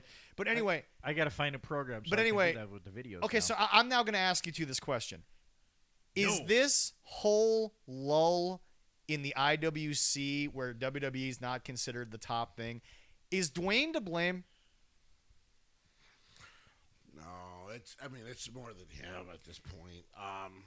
And there's really not a law. I mean, listen, some people think SmackDown is boring, which is, I think it's an odd thing. I don't think SmackDown is the most AEW that WWE is because SmackDown is where you get a lot of the wrestling. right. yes, SmackDown is a lot like Dynamite in the sense of you kind of have to really be in the know on SmackDown a little more, but there's also a lot more action. You got something on your lip, by the way. I don't think SmackDown's it's a Is SmackDown back to where it used to be, to where it's a lot of maybe under talent that's trying to I move think up? it's a good show. Yeah. Is it an exciting show every week? Probably not. No. I find an excitement in it because I'm a big White Six guy. But, otherwise, there's that. I know Raw. People are like, "Well, Raw's boring." I'm like, I don't see that. no, I don't see Raw boring at all. They do a lot of fun shit on Raw every week. Well, Jesse, it's interesting you bring that up because Hell, I'll tell all AEW fans, Dynamite is not boring. misguided. They got to work on their storytelling. Misguided is the perfect word for AEW right now. What's funny to me though is that going That's back, the most Christian thing he said. is That's that right. Thank you. I've been getting much more apologetic about AEW instead of anti-AEW, but my problem is starting to understand I'm like, okay, I'm starting to understand that Jessie brought to light last week what has been the most true thing this whole time. And the night that it all came to a head, and no one will ever admit it, was All Out, Adam Cole, and Daniel Bryan. And before I have you two respond, let me explain what I mean to people. Was that when they showed up? Yes. Okay. What happened on that night I find that was Adam Cole came in with all the momentum in the world because all of the internet talk was so negative towards WWE. And then they literally took all that momentum and threw it out the door because as soon as he walked out, they debuted a guy who had no internet heat left because that story had pretty much died.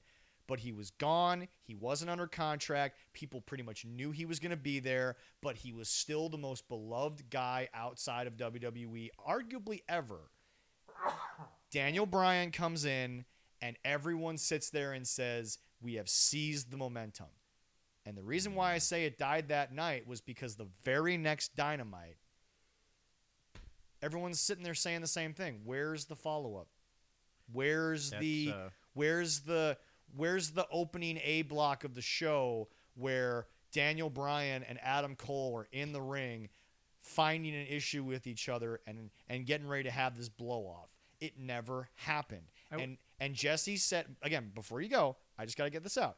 Jessie said every single AEW diehard looked in the mirror and they realized this is exactly what I would have done. This is exactly, folks, right now there's a negotiation going on or not going on in the NFL that is one of the stupidest things and makes Jessie go out of his fucking hair because how do you not sign a guy who is literally mathematically in the Hall of Fame right now? Oh, wait. Jessie, it's because he told you how business is done. Micah Parsons, Jessie, agreed to what Jerry said. You know who didn't agree to it? The biggest agent in the NFL. Oh, yeah. So what that tells you is that a person like Micah Parsons, 25 years old, no one's going to say he's not brilliant because he's made a lot of money so far in his life. Yeah. But he's not a contract negotiator. Jerry's 80 years old. He's been doing this his whole life. And he's the and in the end, let me relate this all back. When I say the fans said that's what I would have done, they would have been impulsive. They moved on to the next thing in their mind. You can hate Vince all you want. Up until the end there, he really did put aside what he wanted to do and said, you know what? My pay-per-view ended. And this was the biggest talking point at the end of my pay-per-view. Let's have it open the show. And what's happening? That would have worked. And what's happening is, Jessie, the impulsiveness of Micah Parsons is to say, I like that money, I like this. The agent says, we got a few things we got to hammer out. Right. Now, the diehards, they looked in the mirror and they were like, I want to move on to the next thing because I have all these toys. And that's what Tony did. But you know what the diehards also realized, Jessie? Yeah, that doesn't really come together in a cohesive story. Well, Right. when, Bebe is out there and then Brian shows up. That's I'm talking after. I'm just saying, when that happens, I kind of feel like I need a balloon and then the sound effect of air being released from that balloon because they didn't do nothing with it. Well, that's my point. They didn't even have to have both of them debut at the same time. Also back to back. Well, also because Jessie, if they debuted at the same time, wouldn't it logically say to themselves they're gonna fight each other? Right. Because they came out of different tubes, right? No. Or they came out of the same. Because they had that heel. The tube thing's babyface irrelevant. tube. The tube thing's irrelevant because Adam was already in the ring when Brian came out. But no, my point is this. My point is this. Jessie said that people it's self-hate. Jessie, they know now what Triple H and Vince have known forever. I'm going to give you what you want, but I've got to make you go through a couple of hoops to get it, because that's what creates intrigue. Sure. Jesse, why does a band release a first single? To get noticed. Why does a band get then a taste. over the next 6 months tease 1 or 2 songs, and at least one of those songs doesn't sound like the first single? To give the audience a bit of intrigue into what the band actually is. And then when the record finally comes out, it's usually 6 to 8 more songs than what they've already given you. Correct. I mean, I always say to myself, go back to, I think it was Human Clay by Creed. Almost that whole album came out as singles, and they sold like 10 million copies of each single. That's why that band got huge. It's like fucking, they released 5 songs off of that album. Yeah. But I mean, Jesse, there are more songs on that album.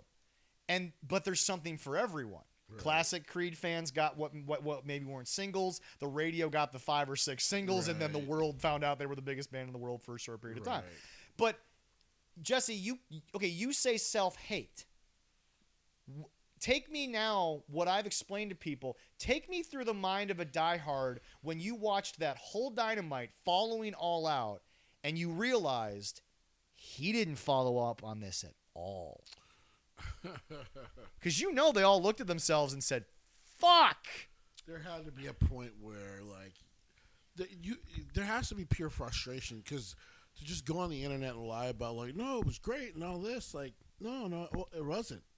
Or ask, was Vince McMahon booking this and thought it was after WrestleMania? Well, because here's the thing, any TV show, when I used to watch Supernatural, there were times where an episode would come on. Now, to be fair, when I finally, really caught up to it, was, by the time it was on, season 10. But I remember, Have you finished it? Yeah. Oh, my God. Everything from season 8 on was just pandering. Well, it wasn't, pandering is a strong word. It wasn't really pandering. It was a lot of filler. Yeah. And I remember getting to season 9, and I'm like, man, this whole thing with these damn Leviathans and that was a crazy season. It was crazy, but it was super unfucking necessary. In the end, they were so unnecessary, but that was a long way around, because they got renewed for 4 more seasons, to get to Amaya, which was God's sister. So. And that was fun. Which was really good. The Darkness. Though they cast that woman as the Darkness, and I'm like, to call me evil nigga kiss him. How Dean said no makes him a stronger man than me. Back to the diehards looking in the mirror. But what I'm relating it to is this. There's a sense of frustration of okay, the show is decent. I'm not going to stop watching. It hasn't turned me off away from it to stop watching. But you're also guys, I hope by the end of this we're getting to something really good, because we have left 2 really good stories behind to do all this. And that's AEW at times, and that's WWE at times, to be fair. Yeah. SmackDown. Love the promo stuff between. Well, poor kid didn't realize if John Cena's going to cook you, he's just going to cook you, and he got cooked. But he's good at doing that. Using Drew as the setup to him finally having the balls to quote unquote lay hands on Cena, right? Yeah. Or sneak attack Cena. Yeah.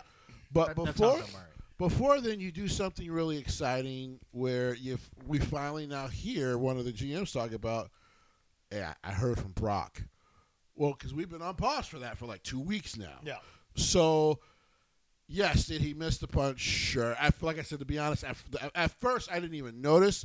To be fair to WWE, I think if you were watching it live, you didn't even catch that he missed it. No. Because when he was talking to John about Brock, you were hooked for a second, shit, are we going to finally hear about Brock But here? to go back to that, what do you think they were saying to themselves? Because okay, what I'm saying is, there has to be a sense of disappointment. That's what I'm saying. The long-winded way of saying They know Tony fucked up, but Well, they yeah. can't.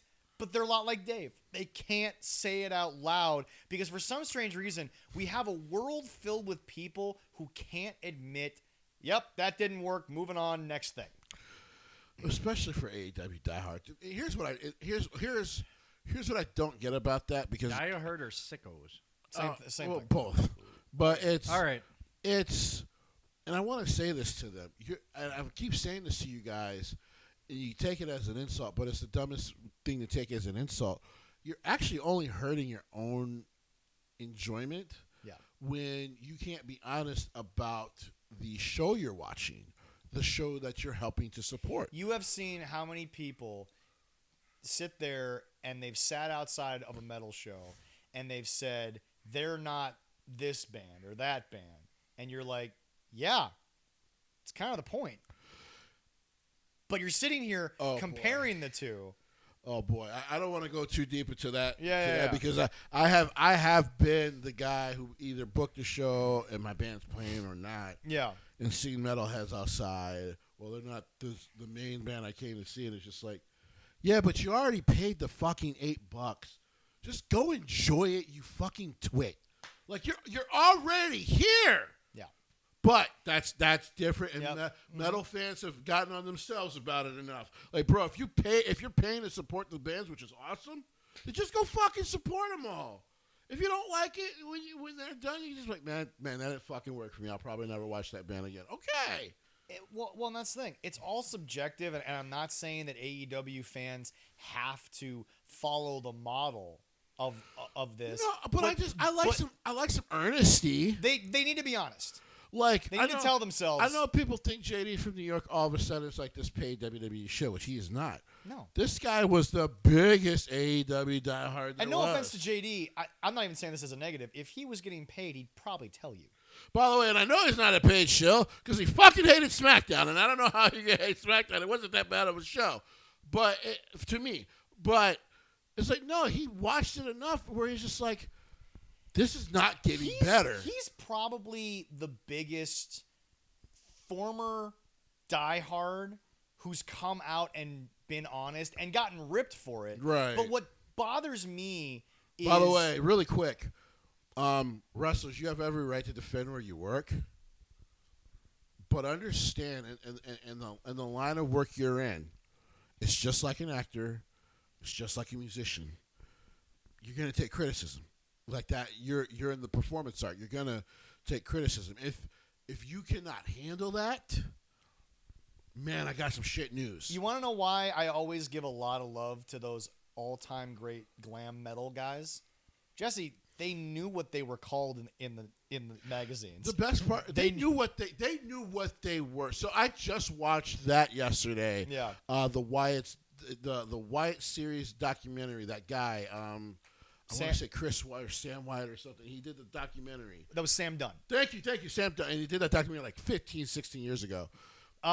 Metal, a Headbangers Journey. Yes. Yeah. And so the glam metal one popped up. I'm like, man, I don't remember. I watched that this morning. Okay. Yeah. And they knew what they were. They were like, listen. It was the drummer from Poison, who I remember. Ricky was the bassist, so it wasn't the no. But he was like, we knew what we were. The girls wanted to fuck us, and the dudes wanted to beat our asses, but we knew what we were. And remember, Gary Holt from Exodus said, "Oh yeah, in public we were the leather-wearing jacket dudes going like fuck this thing, but we were at all their shows. We were always at the shows." So it reminded me a lot of like the metalcore scene. I remember the big metalcore scene around here. And, like, sometimes we would have the pop-punk band, and the metalcore guys would sit in the corner, fucking arms crossed, fucking pop-punk guys. But you were actually kind of secretly supporting them. You kind of like what they were doing. Now, the Metallica thing will always be different because when their fans turned their back to the glam guys that they were on stage with, that was different, but that's because they moved to San Francisco later on. Well, right. But it's one of those things where, like... But they knew what they were. Glam metal knew what it was. Right, and here's the thing. No one's saying you cannot enjoy what you enjoy. But what makes it fun to be a part of a fandom is when fans aren't... It's not the extreme, but it's just... You can be honest. Well, remember, Sam Sam Dunn, the anthropologist who ended up doing that whole thing, he said, I was into Slayer. I was into Celtic Frost. He didn't really like the glam I bands. didn't like, but he knew he had to research it. Right. And he even said at the end of it, it played a very important role. Yes. And Jesse, remember, a lot of people are now, sadly he's passed, Jamie Lane is no longer the pariah of glam metal that he used to be. The record company kind of were the ones that told him to be what he was. He was, Warrant. and everyone knew before he passed away. God rest his soul. Like, Yeah. Wow, Capitol Records, you pieces of shits. Yeah. Like, but still, Because a lot of people called him the Antichrist for a while. Like, I mean, it was just like everything that he ended up doing. It was pushed on him, right, so he could make money. He didn't want to do it, right. But that's the big thing. Like, there has to be. It also doesn't help, Jesse, that, like you said, musicians, this, that. It doesn't help that the wrestlers cannot publicly be honest while they're getting paid by Tony. That's been the big thing. Like, it's one thing when it's an overzealous fan base online, right? But when the wrestlers, like, listen, listen, I'm a New Yorker. I don't think JD is my kind of New Yorker. Yeah. But like I've told people, I'm like, my problem with the wrestlers was, I could see if he had a criticism and you actually wanted to debate the criticism with him because you performed it. I get it. You performed what was seen. But you just dog shitting on him and he's not to be taken. Well, not to mention the fact how many. It was like, wait, what? Well, not to mention the fact I've been watching his comment section recently on Facebook, and the amount of people who will actually comment. He's always hated us. He's always been like you said, he was one of the biggest defenders of it. I can go find the videos, and sometimes, and he's thanked me a couple times, I've posted his videos in some of these chats that talk about him being like this big AEW hater. And I'm like, no, he was one of the original guys, but fuck WWE, this company's going to take over WWE, blah, blah, blah, Vince can die. Like, I remember that shit. And I remember smiling after I saw the goddamn, which we still got to do a review of. The press conference. Yeah, because I went, boy, none of these people know what the fuck they're doing. But now, Jesse, before we move on to some results here of the week, we are going to continue this sort of ongoing series of like, guys, you're mad because he did exactly what you would have done, and you realize that your way of it is not the way that ultimately leads to the biggest growth / payday / Right. Because Jesse, the thing that people don't understand and don't want to understand, the only reason Vince originally feared this company, and I get why, because of the money, because it was the deep ass pockets. It was the first time in a long time, because Dixie Carter's family's pockets were deep, but he already knew. Yeah. So, but with him, he knew he already pissed off this guy's dad. Mm-hmm. And he knew, like, fuck, Shad Khan's pockets are pretty damn deep. They're deeper than mine. Yep. So that's why I think he originally took it very seriously. Yeah. Because he was like, if Shad Khan has anything to do with this, I'm in real trouble. Right. But then he realized, like, not even a threat to me. Shad does what all billionaires do and eventually picks up a business where they're like, it's keeping the kids happy. I don't give a damn if I make a dime off it because it doesn't hurt me. Because like I said, Shad Khan takes a fucking fart and he wastes more money than AEW will ever waste in their lives. And my favorite part is that Dave Meltzer finally reported they're finally profitable 6 years later. And Jesse, now I want to point this out. You've said yourself, all businesses will fail for a period of time and they have to grow. So why is me saying that Dave saying after 6 years is profitable is actually laughable? And everyone's like, but you just said it's because of those pockets. Right. It's because, Jesse, it had no business failing this much. And you want to know the other reason why I'm right about this? Because, Jesse, it'd be one thing if this was the size of the crowd at the first show. Correct. They had 14,000 people. They had more than WWE at the would. first Dynamite. Yep. And the fact that you can't even reach 1/5 of that now, how is that you saying to me, well, we're still growing? You don't get to say it anymore. Because technically, numbers-wise, you're falling, not growing. You've shrunk. And Jesse, you and I talk about this all And the by time. the way, here's the thing. Congratulations on, well, I think it was 18,000 in the O2 for this. Yeah. For this show. Almost 19,000. Yeah. But, like, I want you to realize you damn near sold out Wembley 4 years ago. Yeah. That is not good. Yeah. Yeah. No. That's not good. Yeah. No. Yeah. No. You did not succeed, gentlemen. Because, Jesse, I know that you, as someone who has worked with so many people, this, that, yada, yada, yada, yada, you would look at a business partner or a band member and someone say, man, we're really going someplace, and you played a show half the size in the same venue 6 months after you were already there. You look at that as a problem. That's a failure. That's a failure. Like, people have now stopped wanting to come to see us. That's a problem. That's a failure. And even if you feel better musically, you got to find it. I've always told people this. If you have the ability to make 40 records your whole life and never have to make a dime, go fulfill your artistic greatness. Right. But, Jesse, bands have gotten so much hate for selling out. But like you said about, Janie, he had to make money to pay for his fucking life. This is what he did for a living. Right. So if the record company's going to give him some guaranteed money to put Cherry Pie on the fucking record, he's going to fucking write Cherry Pie. His life became Cherry Pie. And you want to know why he ran with it? Because he made a lot of fucking money. He hated the song, by the way. I loved it. Actually, no. No. Again, he passed. I want to get his words right. He said he didn't hate the song. He just didn't want his whole life to be defined by it.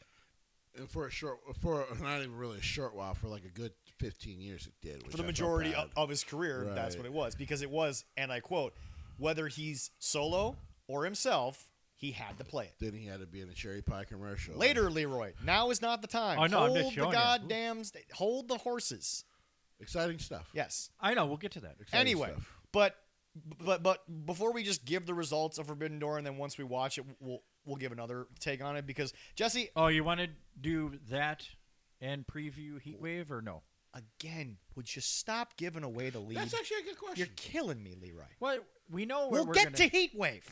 Well, just wonder what you want me to do. I'll pull up the results of Forbidden Door. I've got them right here. I've had them the whole time. I just realized people kept saying that Heatwave was going head to head with Forbidden Door. The time difference was never going to be there. It was like fucking. So anyway, Jesse. Now again, we're not going to analyze anything. We're just going to go off the results. We're going to analyze what this means. So Jesse, the 0 Hour, the Paragon, El Desperado, and Yuya Uemura defeated the Don Callis family with CRU. Oh, I saw what happened. Ricochet and Gates of Agony beat Michael Oku and Jet Speed. The Triangle of Madness and Megan Bain beat Willow Nightingale, Harley Cameron, Chris Statler, and Queen Amanita. And the Ops beat the War Dogs. I saw who fucking came back. I saw who joined the Callis family. Honey, we'll get there. We'll get there, honey. Now we get to the main show, and here's where everything goes stupid. All right, Jesse, the thing we don't care about because, hey, this wasn't on Dynamite. This was a pay-per-view. This was predictable. Adam Copeland and Christian Cage beat the Patriarchy. Who didn't see that coming? Now, the reason we did say that. Now, the reason why I'm mad about that is what I'm about to say, because it's going to mess up the whole thing. But before we get there, Jesse, Kyle Fletcher beat Takahashi. This match was thrown together for, I don't know why. What, Takahashi needed a payday? He could have won that one. New Japan is a little bit of a mess right now. No. Mercedes Moné now has 9 belts. Whatever. And she, again, Jesse, she just won the TBS title. 3 more women are no longer able to fucking be relevant now. What the fuck was the point of that?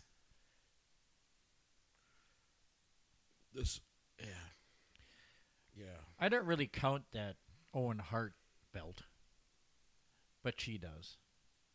I'm not even. They don't even count it. She has 9 other belts. They put it in there. She won in a different company. They don't actually count when they put it in there, they're then it's counting for 10. But belts. she has 9 I'm about to say, separate yeah, company then it, belts. Yeah, it would be There- 10 to be every fair to time you. I see her talking about her belts, they Jessie, add that to it. I'm like, who cares Jessie, about that what one? I'm sure was a technical That don't mean masterpiece, shit. and I will watch for 4 times in a row. Zack Sabre Jr. beat Nigel McGuinness. I'm sure it was great, but like again, Can't wait to watch it, to be honest. yeah. It was Tony a Schiavone. 17-minute match. Wow. The Triangle of Madness attacked Queen Amanita. Jamie Hayter came back. She technically never left. You just had her get beat up by Thekla. That's never been backed up, and now she's back. Whatever.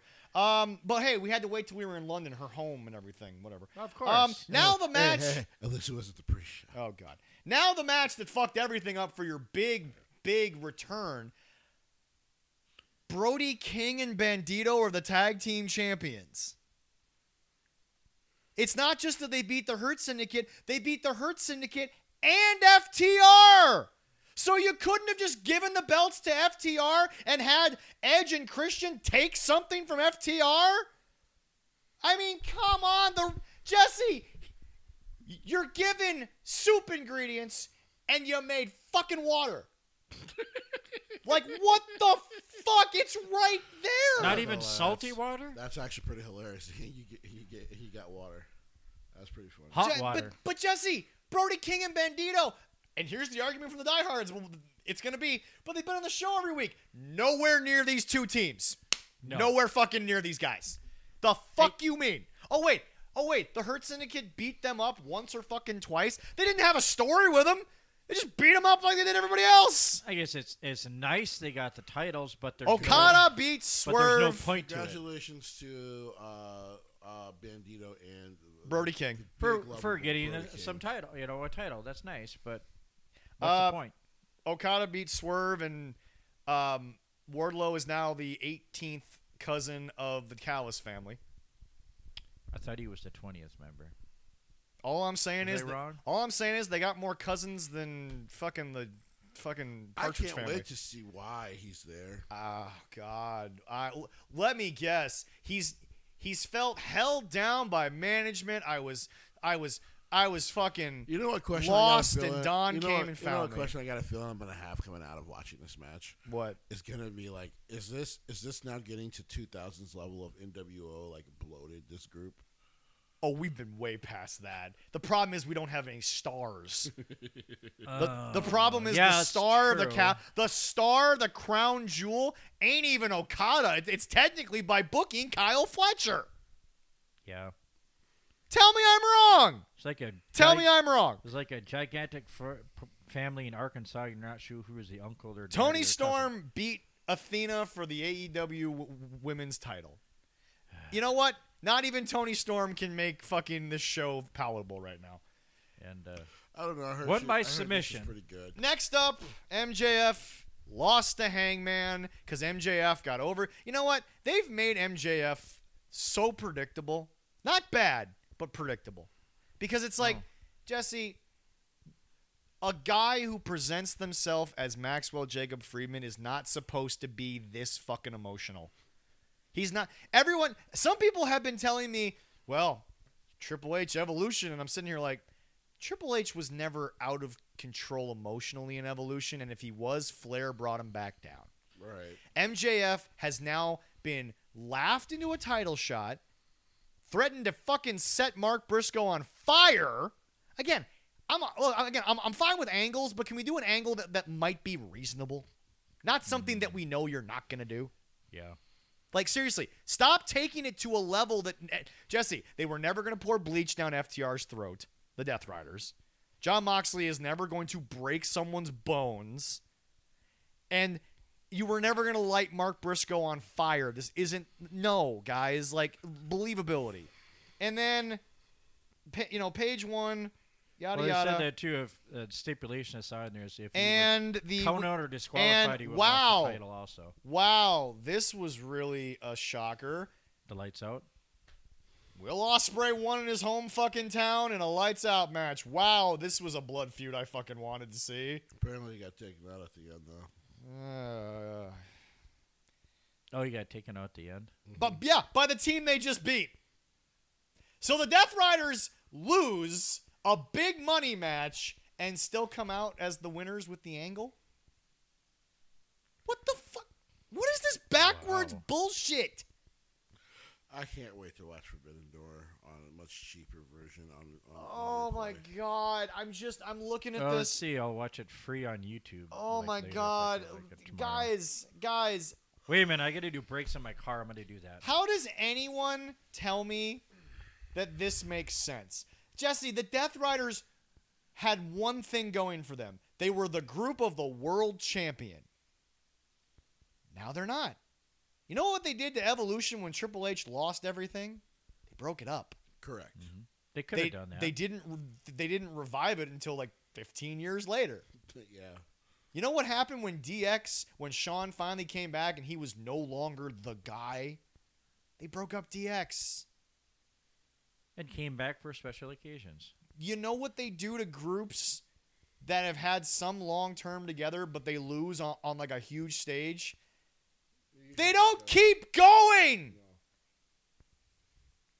This is the stupidest fucking shit on the planet. And you want to know what's even funnier about it? This match ends and Maddie and Nick are nowhere to fucking be seen. They had lost earlier. They were in the match. They were in the They were match. in the match, yeah. They were in the They were fucking part. match. They were part Apparently they with came the out Death to- Riders and apparently the they came Young out to Bucks. Mbop. Umbop. They came out to Mbop. Dude, let me be very clear. There's comedy, You and then know- there's just plain annoyance of like, Jesse, it's not even funny what Matt and Nick are going through. How? It's levels of sad, but like not sad like I want to see them get things back. It's sad of like, why am I watching this? How could the young band, them young brothers that did such a great job, and to play the song for those guys? That's horrible. Hanson's like fucking 30 now. Fuck Well, that, when they're they first fucking made 30, it, they're like 40 now. when they made it, they were all very young. I mean, it was a great. Pretty sure good Isaac song is back like then. 43. Yeah, but no, Leroy. Here's the thing. No, I don't think they're that old. I Yes, understand. they are. Yes, they are. Hold on. Look up Hanson. I will. They're Jesse. Let him do that. Stay with me. No, go ahead. Okay, I don't even want to talk about the joke Leroy made because it's like, Jesse, I can't. I know the diehards can't defend the Bucks to me right now, but like, it's so sad that I am told for 5 minutes to watch you might these be right. guys. Leroy, it's music and Jesse, and you question him. I didn't think they were that old. God damn. They were like 12 or 13 when they wrote the song in the 90s. It's been almost 30 years. I know they were. I don't care. Moving on. I'm just saying that, like, Jesse, I know you're looking at your phone to set up something here, but I'm You're good. no. I know I am, but it's like, I'm listening. no, I know, and you're gonna respond, but your world famous sigh has to happen first. But I'm just like, They're all in their 40s, nigga. yeah, they're all in their 40s, Leroy. They're all in their 40s. I'm looking right now. But I'm just like, while Leroy gets educated on music and we talk about wrestling Damn. for a minute. I honestly didn't think it was that long. Oh God. What? Hey, when you're as old as I am, time like that goes by Bop, like that, and hit it the just. top. I do wop. Skibby don't bop boo bop. Hit the top. You do, nigga. All right, now back to wrestling. And All I'm right, 80, appreciate 83 that. and 85. Holy Anyway, God, I feel even older now. there is a point when, I don't know how it's like you possible. said, Supernatural got to be filler. Yeah. Jesse, they ain't even filler. I mean, Don't make me talk about the Bucks. no. I'm not. Okay. I'm getting to. Then you pair them up with an act that everyone wanted gone a long fucking time ago. Nothing. There was no sizzle to that team. Here's the thing. And then the Death Riders, Jesse, you're supposed to do the angle and then go to the lights out. They did the match and now they have a lights out angle. Yeah, that's what they got to do. Yes. I'm gonna be honest. I do not care that Bandito and Brody King won those tag titles. I don't. I'm not offended by it. But that's because, Jesse, let's be honest, the Hurt Syndicate was already so above that tag division anyway. At this point. Hopefully Oh, yeah. Hopefully Bandito and Brody, and I'm going to give them the best of luck. Hopefully they can revive that tag team division. But let's talk about that main event. With real who? quick. Fucking a body bag at this point? Anything. Oh, they used one already. A pair of fake titties Wrong at this fucking point. segment. Like, who cares? It could be a fake ass at this point. Who cares? You I'd don't rather watch- take fake boobs. I just. I don't like fake boobs, but I'll take I them. just. Sure you don't. What? I don't like. I like the real boobs. fuck is this John Moxley group still doing? I don't know, man. He's- In fact, you know what's funny? I am now trolling all the sickos and diehards because On fucking Dynamite, and we're gonna get to it. Yeah. On Dynamite, he did a babyface thing Yep. by going to help Chris Statlander Uh-huh. by threatening the Bucks in their locker room. Uh-huh. Oh my God!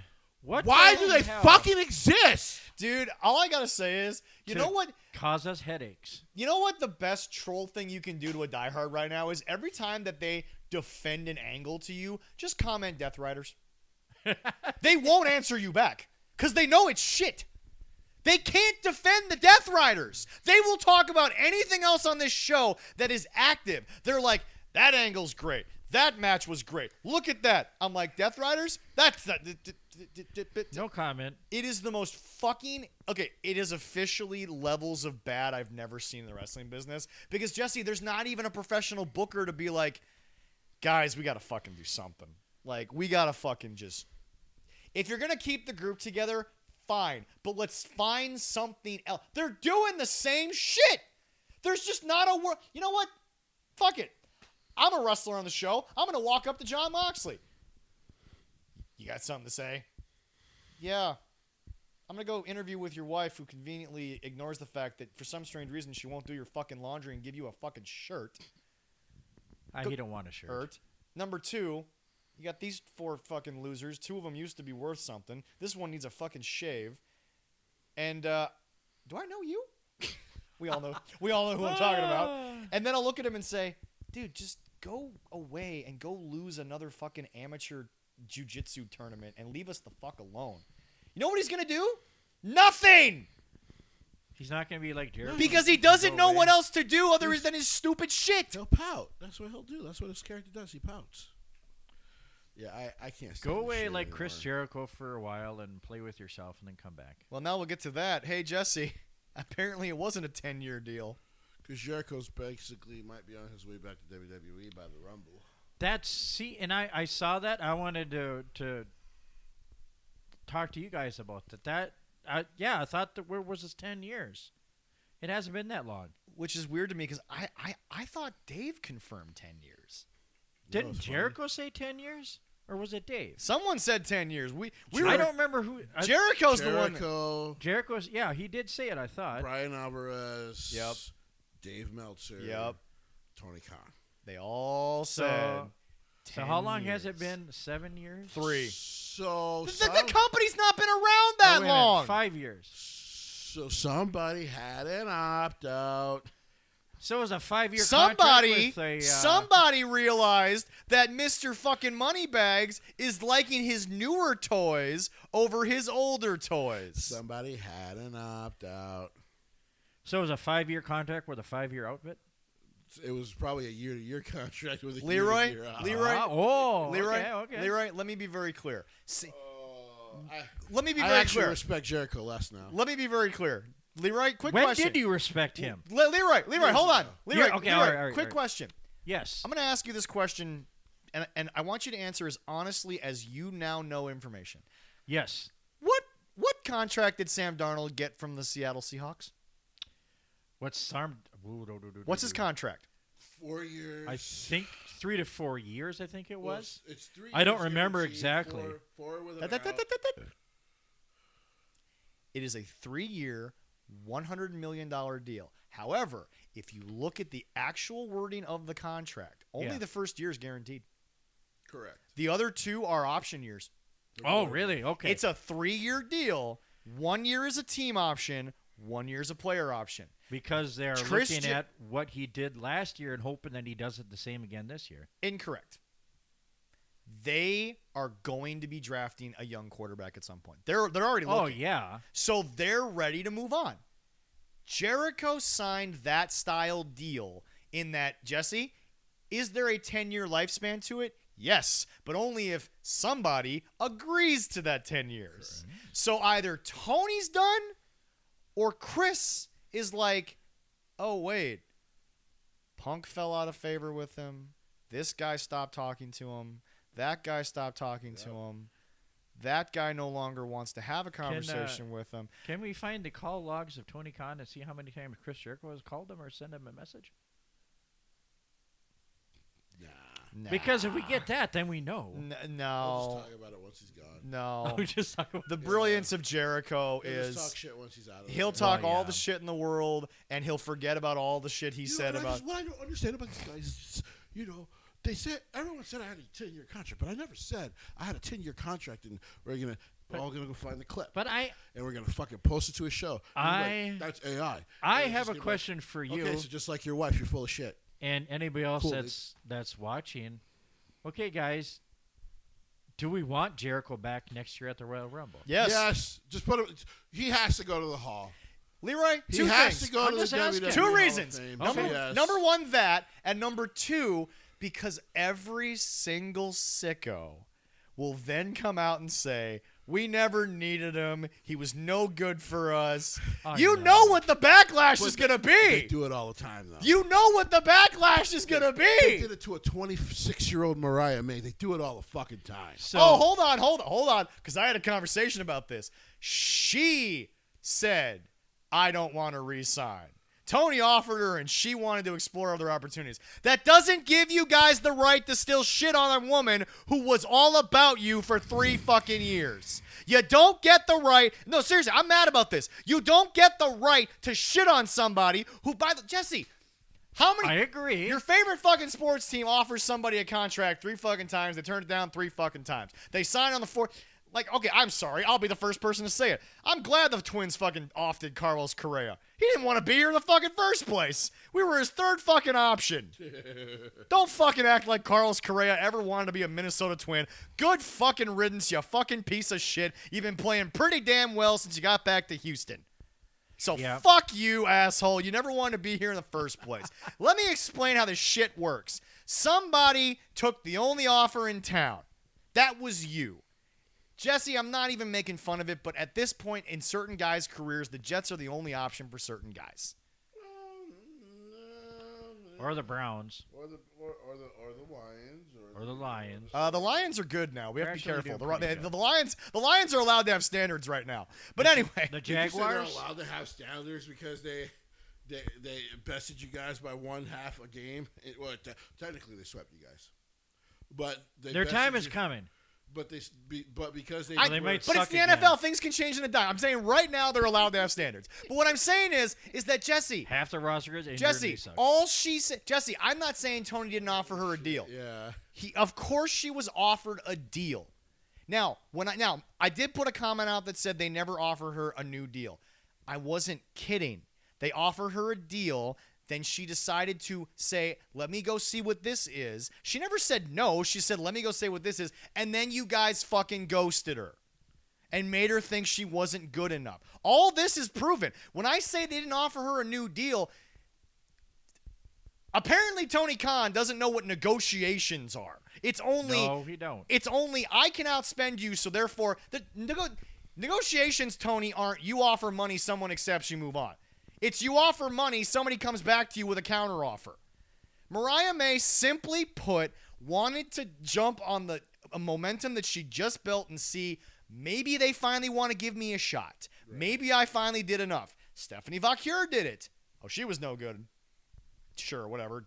Pretend like Mercedes didn't have her best match of this weird fucking AEW run with Stephanie Vaquer. Stephanie Vaquer went to that party and was like, look at these fucking losers. I'm out of here. You want to know the funniest part? You want to know the Thank funniest God. part? Do you remember after WrestleMania when all the girls were on a party bus in WWE and Stephanie was enjoying herself? I'm Yeah. like, funny.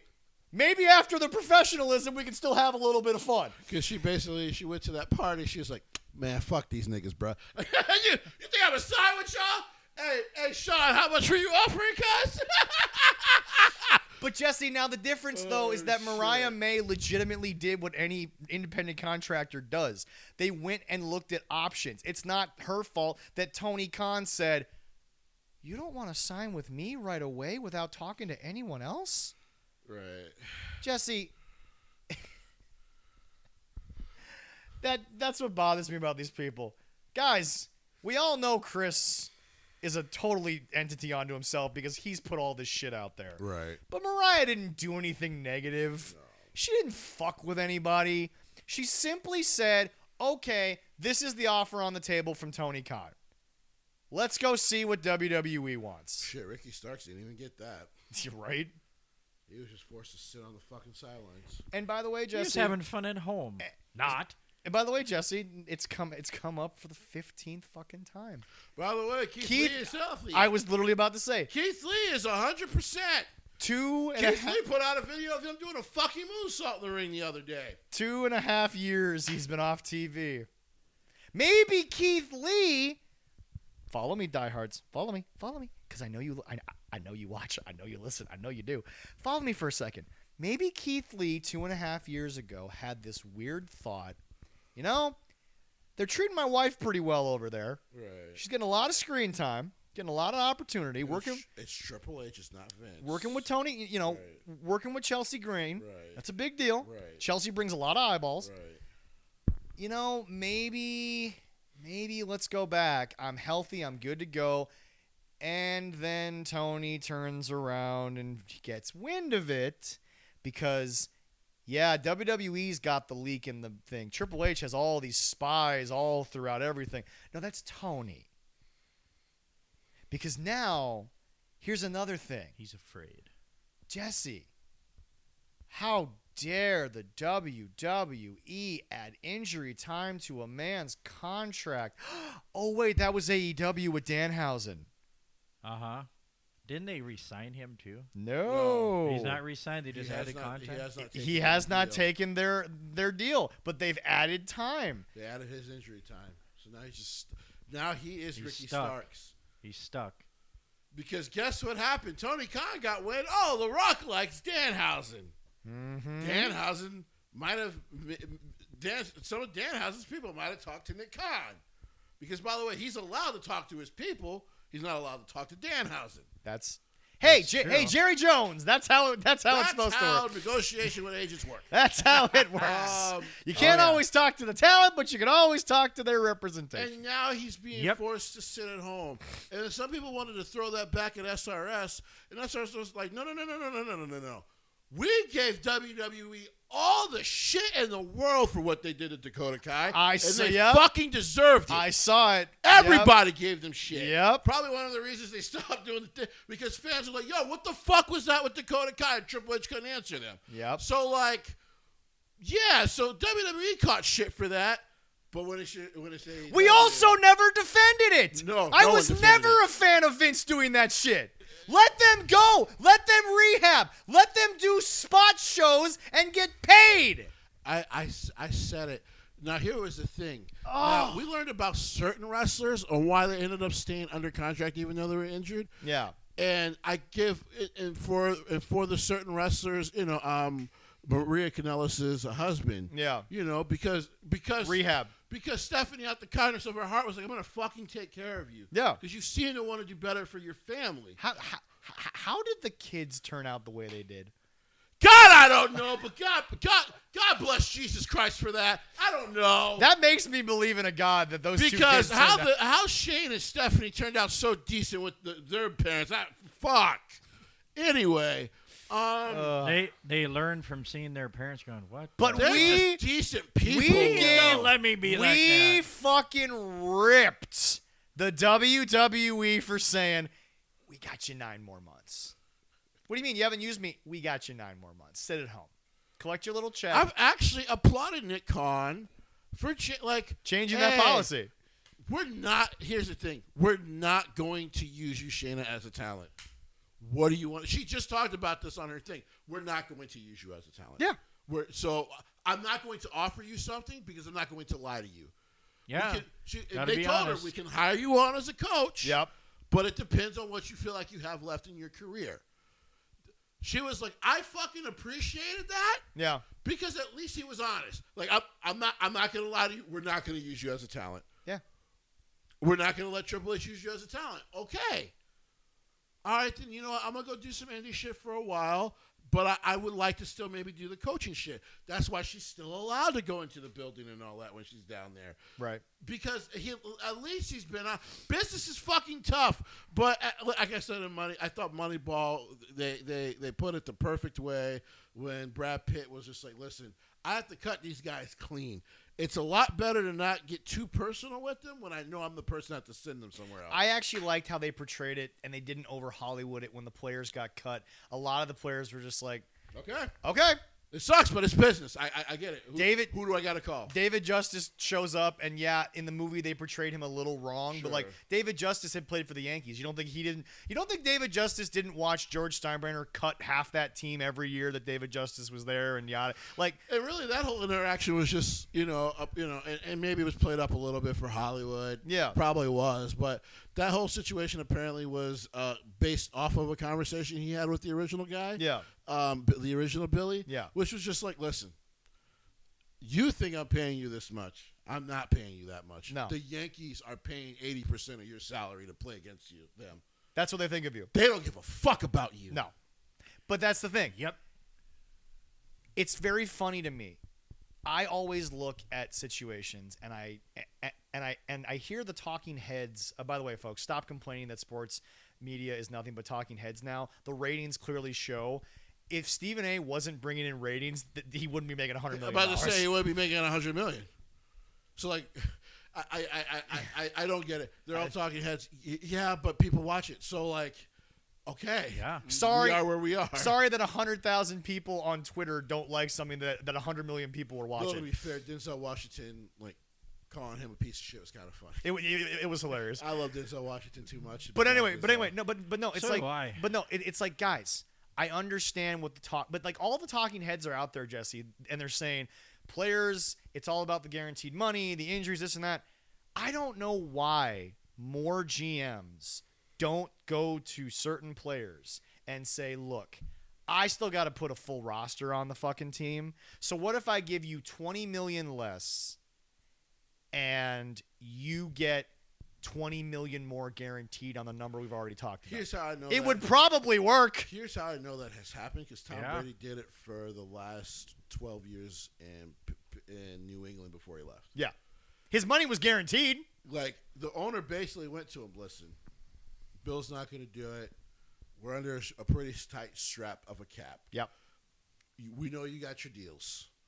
We can pay you on some back ends. Yep. That's not against the cap to make up for what we don't pay you on the cap. Yeah. Are you cool with that? And the reason why Tom will always be the GOAT, in my opinion, is because, Jesse, he put his own personal pride and ego aside, which a lot of football players can't do. A lot of football players think like Shannon Sharp, which, again, I'm not faulting Shannon. He came from a rough place. He earned everything he got. He deserved a gold jacket. But sometimes having to prove you were this or that at the expense of a little money, I can't agree with that. I can't get down with that. Of course, he was married to the wealthiest model in the world, so he could take the hit, right? Right. But Tom is more than made up for that money tenfold. Tom got a job at Fox just to buy into the Raiders. So it's... Yeah, it's He's a fucking genius. He ain't dumb. The two things I have learned about the way business is done between these two companies, I appreciate that Killer Cross, that Kevin was just like, listen, I don't like that the corporate wall was put up between us, but I told Triple H, you have my number. At any point in the future, we can talk. That was when he was on, what's the name, show? Ariel Helwani. And when I watched that, I went, so the door isn't closed. No. Clearly, they were having decent talks. Triple H tried to get involved in the talks and try to make it work. The corporation put the wall up like, nah, I can't go to him anymore. And then that was the end. Yeah. Right? When they didn't want to offer his wife a contract, he was like, I can't do that. Right? That's kind of fucked up. Yeah. I get one and she doesn't. Right? Right. Yeah. So I have a feeling at some point they will come back to a circle 6 months down the line, whenever. Right? Yeah. But the other company, yes, would rather fucking shadow you out for fucking a year.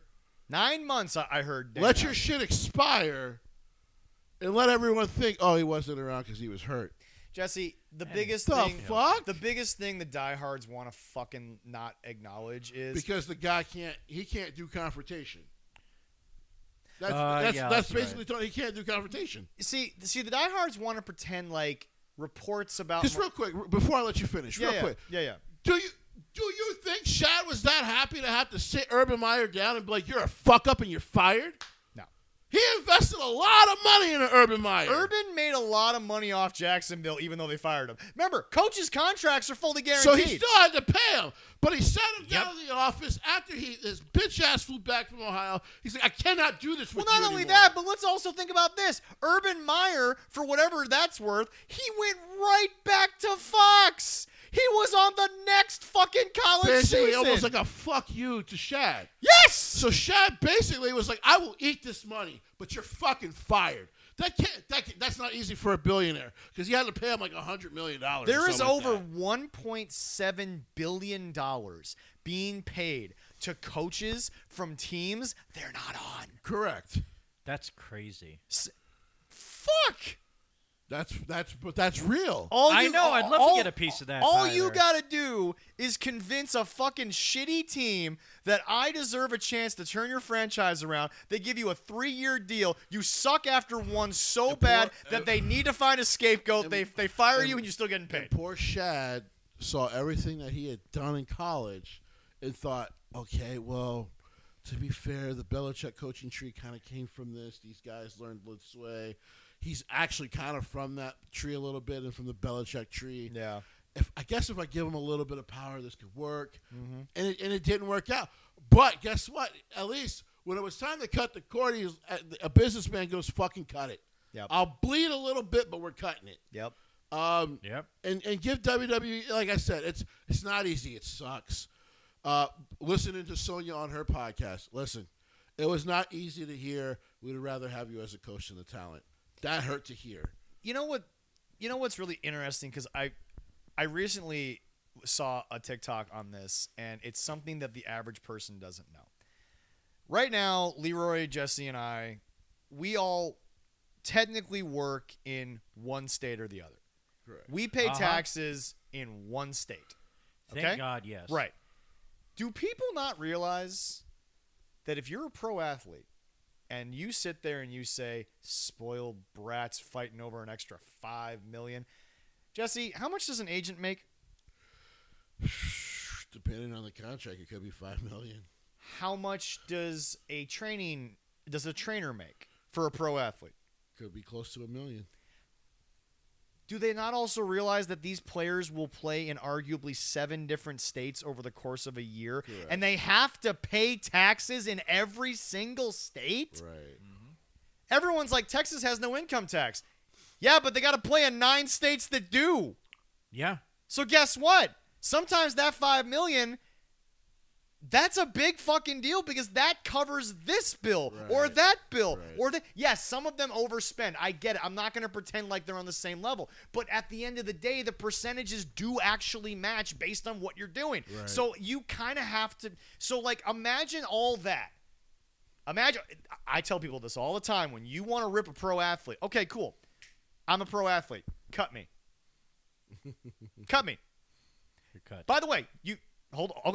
Okay, cool. Well, okay, cool. Let's play this game. Okay, All cool. All right. Okay, so Leroy just thinks it's that easy. Okay, cool. Thanks for playing the play.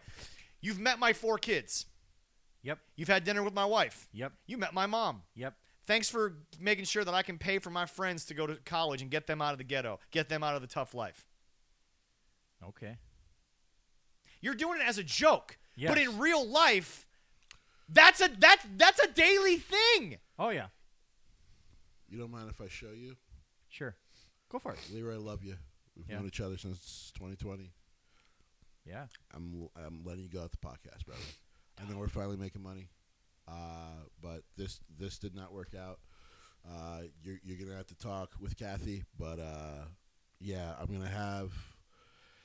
I'm not going to use her actual name. I'm trying to think of a fake name. I'm going to have Susan drop the paperwork, and that's how we got to do it, buddy. We'll figure out how you're going to make your extra cuts from your partial ownership, but we got to get you off the air. Ooh. Yeah. That's a tough one. That's how it goes. Yeah. That shit's tough, man. That's what Tony Khan avoids every single day. Because in that moment, you're probably ready to choke me the fuck out. Tony does.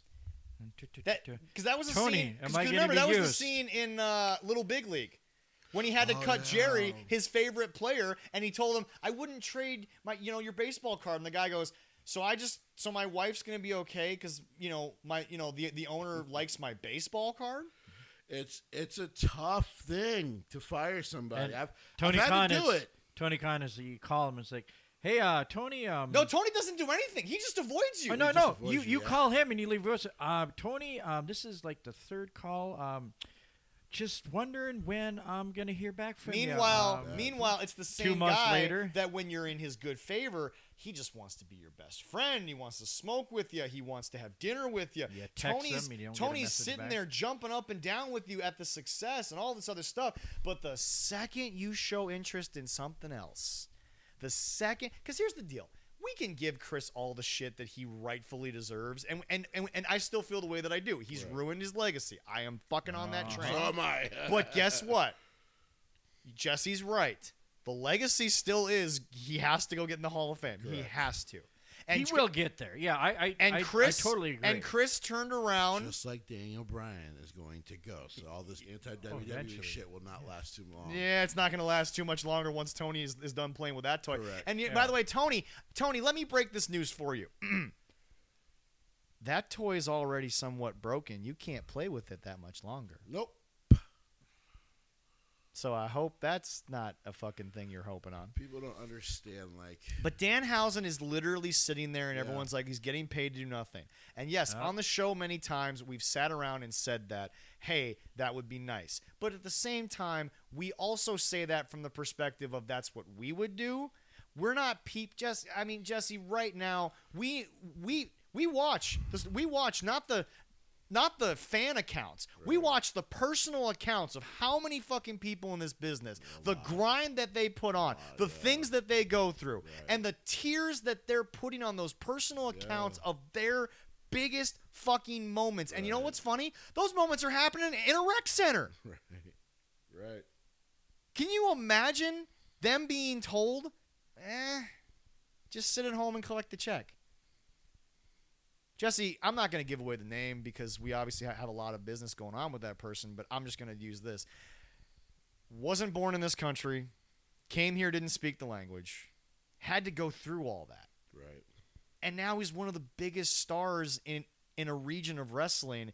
Everybody wants him. He finally broke through that mold that a lot of people we knew, they weren't criticizing him negatively. They were just saying this is what he needs to move forward. Right. He finally found it.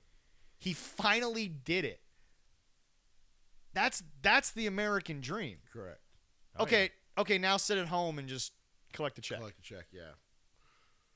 Yeah, no, it's and the reason why even a SRS says listen, a pro athlete would rather get cut because you would rather move on to your next opportunity. Well, yes. Well, Jesse, see that's the thing. A lot of times players will sit there and they'll say, "Okay, I know I'm not making the 53-man roster. Can you explore a trade?" Because there's two things when you trade a guy. Number one, guaranteed, thing. At least minimum. Yeah, minimum. Right? Yeah, at least minimum. But number two, there's that pride of, I didn't just get cut. Right.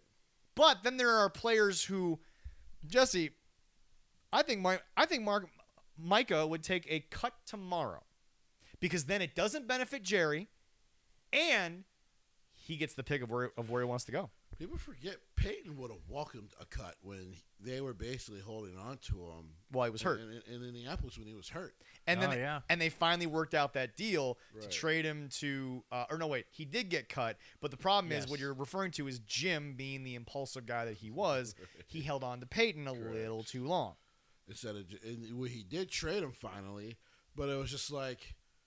No, he caught him. Yeah, he caught him, but it was just like... he wasn't traded. But it was just like...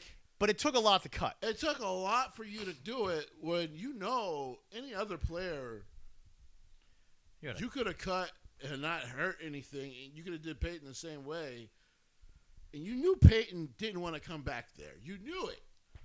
So Danhausen, just have some patience, brother. And that's why he's doing the videos with CM Punk. Oh, that was awesome. But hey, remember, the big bad company are the ones who they go behind everyone's back. Guys, your comments work if Vince was in charge. Right. Vince could play any game he wanted because Leroy, again, I'm sorry, he was God. In the WWE. He was God to these people. He was the God, the judge, the jury, the executioner. He wrote your life. He owned you. He did.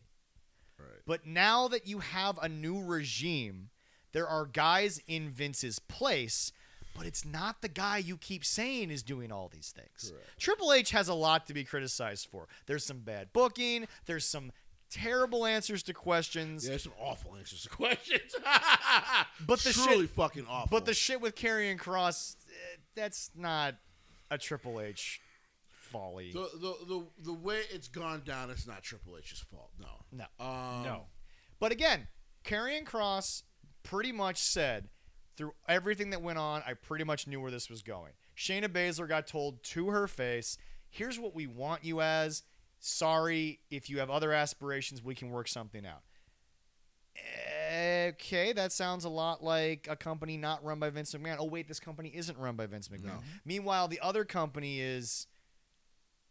Remember, Samoa Joe went down to NXT to be a coach. Yeah. Because Vince is going to cut him.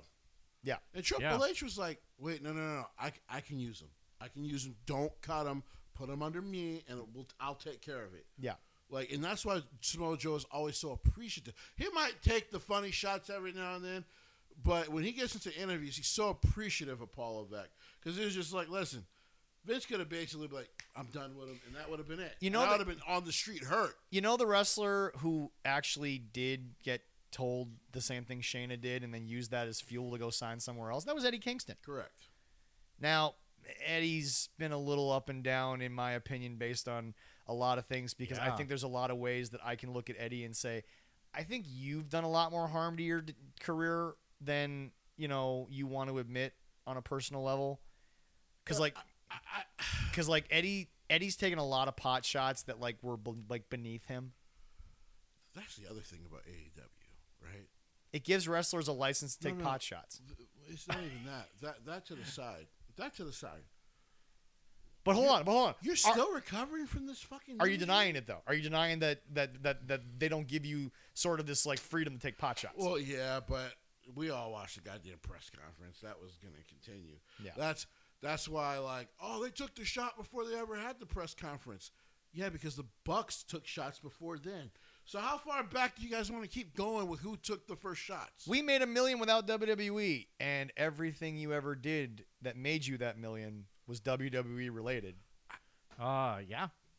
We've chronicled that and put that to bed on our show, because anyone out there right now who keeps using that line to me, they made $1 million without WWE, doing nothing but anti-WWE propaganda the entire fucking time they made that $1 million. Okay, sure. Made it through because of the cease and desist shit from WWE, which WWE should have never done in the first fucking place. But when you did that like a bunch of idiots, yeah, you made them more money. You know what's funny? What you just said is actually my fix to the WNBA's problem. The WNBA is like, we're going to consider no fans to avoid these dildos being thrown on the court. And I'm like, hey, guys, what's the total amount of time that the game has been stopped for this? Hey, you mean your attendance like fucking 5 years ago? But on a serious note, if I'm the WNBA commissioner, because she's a fucking moron. No, Jesse, how long have the games really been affected by this protesting? About 4 or 5 minutes. Okay, cool. So here's the deal.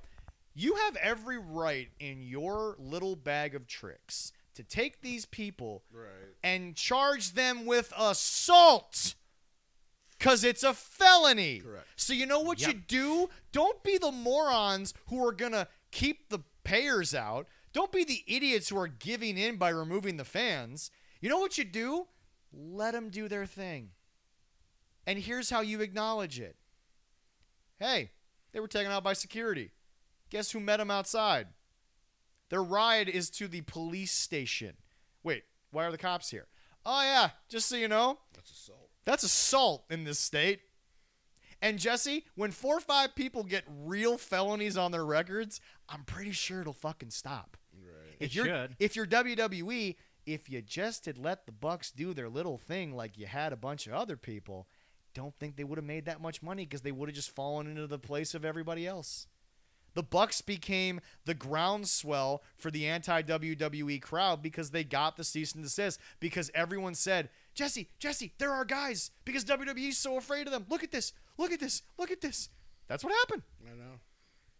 Made $1 million without WWE. Take away that cease and desist. How much money did you really make, boys? Nothing.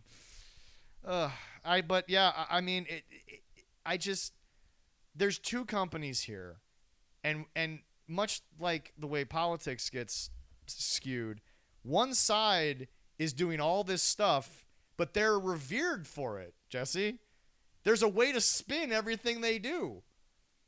But the other side is doing the nice part. Oh, well, they're still the evil guys who used to do this. I'm like, dude, at this point, the fact that wrestling fans are still living in 2013 is the most fucking annoying part about wrestling. Yeah. But you know, speaking of, if we get through that stuff, we should. I think we should pause a moment to get people, after we're talking about and talk to one of our great sponsors at BetterHelp.com.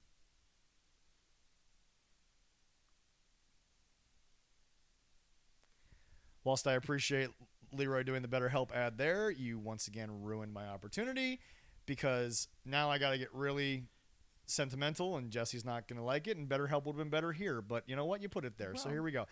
Jesse, as of today, it's been 2 years. I've been told the real truth of what this statement means. It is the heavenly birthday of one Wyndham Rotunda. 2 years gone. Has it been that long? It's been 2 years. Wow. And I would probably hazard to say not a bigger impact has been left 2 years after their passing, maybe more than that guy in the wrestling business. There's still tributes to him. There's still people, masks, everything, love and respect to him. I mean, what a legacy. Yeah. 2 years. And it's almost like yesterday was the day we found out. It's even more than when Eddie Guerrero passed. It was there for a little bit, but I don't know about 2 years. Close. So recently, because he had a big impact. Out of the words of someone I never would have fucking expected, Luke Gallows had talked about their last stint in WWE while they went back. And he was like, well, one of the reasons we went back, not just because of the awesome money they offered us, regardless if we were going to be using that. They're the Good Brothers. They're going to mention the money. Correct. Never change, guys. Never change. Was the fact that the locker room was so much better than when I was last there, because there was a lot of old heads who competed with each other. It was toxic.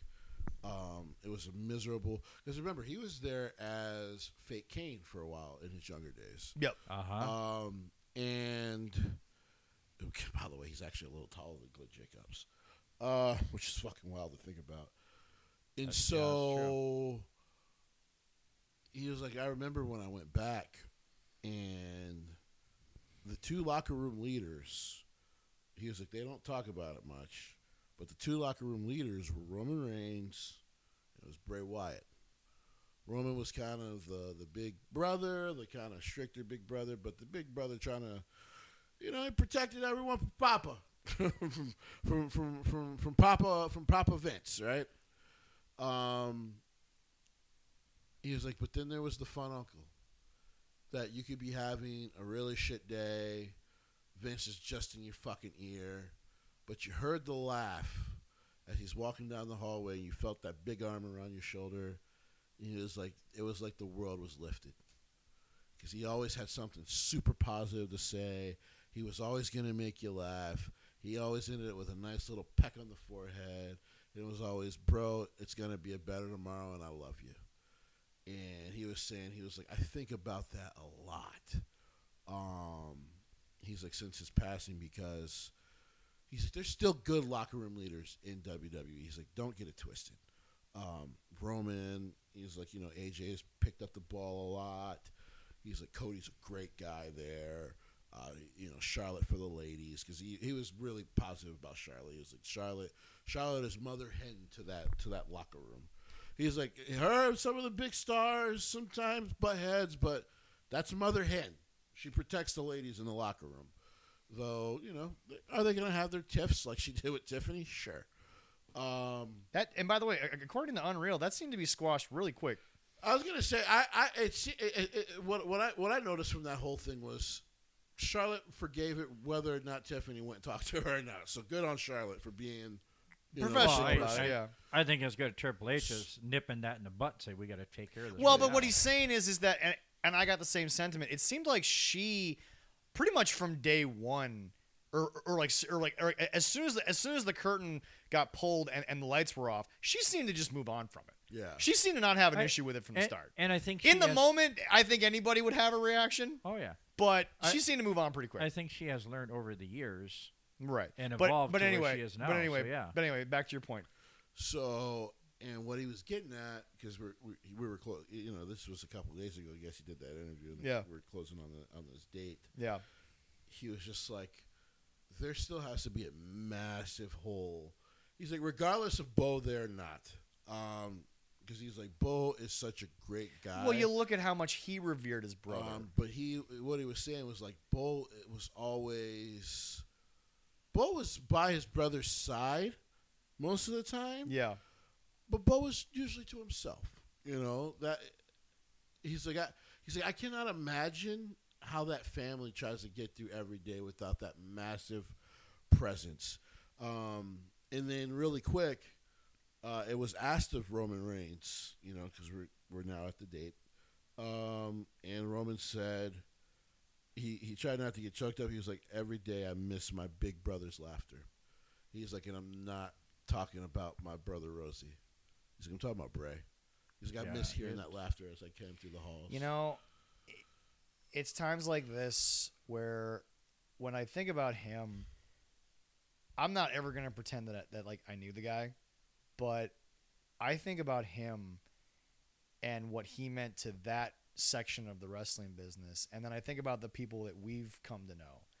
And God damn, dude. To give Swerve some credit, I mean, Swerve recently, it was just like, he's like, I think the reason I took my firing so hard initially was because he's like, I missed my big brother. He's like, I used to go to that dude for everything. Right. And he's like, Roman was always reachable. Seth was always reachable. Yeah. But he's like, the reason I went to Wyndham was it didn't matter what mood he was in, because he's like, I would walk in, maybe see him a little down and be like, fuck, I'm not going to bother him. And he would perk up. Hey, come here, man. Hey, come here. He's like, he was always so fucking loving. And he's just like, when I ran into JoJo, I just gave her the biggest hug and told her, like, I'm sorry for the kids. Well, that's the other thing about that moment at All In. It was just like, guys, nobody was mad that JoJo did what she did. No one gave a shit. No, we were all happy about it. Happy for an actual Bray Wyatt was fucking thrilled. For her. Jesse, I think what makes Bray so difficult is we just lost Hulk, right? But you want to know what death I compare it to? I compare it to Ozzy. And the reason I do that is because I didn't realize the impact of Wyndham Rotunda until I saw college football doing tributes. Right. Random ass celebrities. And I'm just thinking to myself, I'm going to be honest with people, because he wasn't at that level yet, because he was ascending. Jesse, there were bands that were paying tribute to Ozzy, and I sat there and I was like, look, I get there's a lot of musicians that are closet metalheads, but they don't want their fans to know it because of that weird riff that metal has in the mainstream. But like, son of a bitch, they all love this motherfucker. Yeah. And when you look at Wyndham, Jesse, I guarantee you, everyone in not everyone, but a very large percentage of that stadium never met Wyndham, but they knew Bray. Right. And even though it was this Eater of Worlds, mostly heel character, they felt so connected with the guy. Yeah. Because, again, the amount of people who said goodbye to Ozzy and also met Ozzy in person is such a small number. Right. Such a minuscule amount. But when you watched the Osbournes, when you watched Ozzy's interactions, I always say realism will always translate no matter what. And I always said, when you watch Adam Copeland's documentary, and Adam said, I never introduced myself as Edge. It was always, hi, I'm Adam. Right. That told you this is sort of a different kind of person. Right. And I think that what we miss sometimes is not what it means to lose a talent, but what it means to lose a person. And I think Bray's the remembrance of Bray is starting to affect how people are seeing John Cena too. I can tell because there's a lot of we really have to appreciate everything about him while he's with us. All the times he still does the stuff with the kids. He doesn't have to. No. Mm-hmm. Like he makes times to go do all this charity work. He never announces. Like there's so much about John Cena. Yes, is there the Vince McMahon thing? There are a lot of people like, why with Vince? But also people have to tell those people every now and then, like, you got to remember that without Vince, he doesn't get the life he has. Can you imagine going through life and your entire life is literally on paper because of one person? Right. And then that one person does something so heinous that the whole world cannot stand. It's why I don't care what anyone says. I don't give Michael Cole shit for what he said on Impulsive. Mm-hmm. He doesn't have to agree with what Vince did, but he also does not need to say a single negative thing about the guy. But that doesn't mean see that's where people lose me. When they look at me and they're like, "Well, you're defending what someone did." I'm like, "When the fuck did I say that?" Just because you're not saying anything about it doesn't mean you're defending it. And that's I really I love you. I love my godson. Yeah. And I love, Big Willie down in Texas. We love Willie down The one thing you three have in common, you guys are black. True. I don't agree with what Hulk Hogan did. Right. But can you understand the confusion that I have as a wrestling fan is why I felt a little bit sad that a racist died? I mean, there's levels to it. Well, and when we talked about Hogan, that's why I mostly gave the floor to you and Leroy, especially Leroy, because I'm like, I understand what the man must have meant to you guys. Yeah. I'm like, he ruined the veil for me. Yeah. But, or he not really ruined. He really compromised because there was never really an apology, and that's what hurt the most. For us, but because Brandon Adonde put it perfectly, he was just like, if there was ever an actual apology from Terry about all that, in a real sense to really do some right, like it would have been easy to forgive. Well, that's why one of our heroes. Well, that's why I have to tell Allison all the time. And by the way, she has every right to feel the way she does.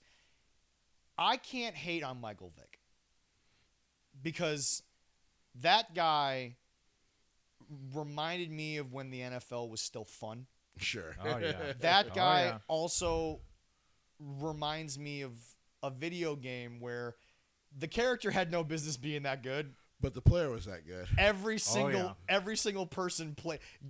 You're lying if you're telling me that when that Madden came out, you didn't play as Michael Vick. Right. You're fucking lying to me if you didn't tell me that. But anyway, like you said, Michael has apologized.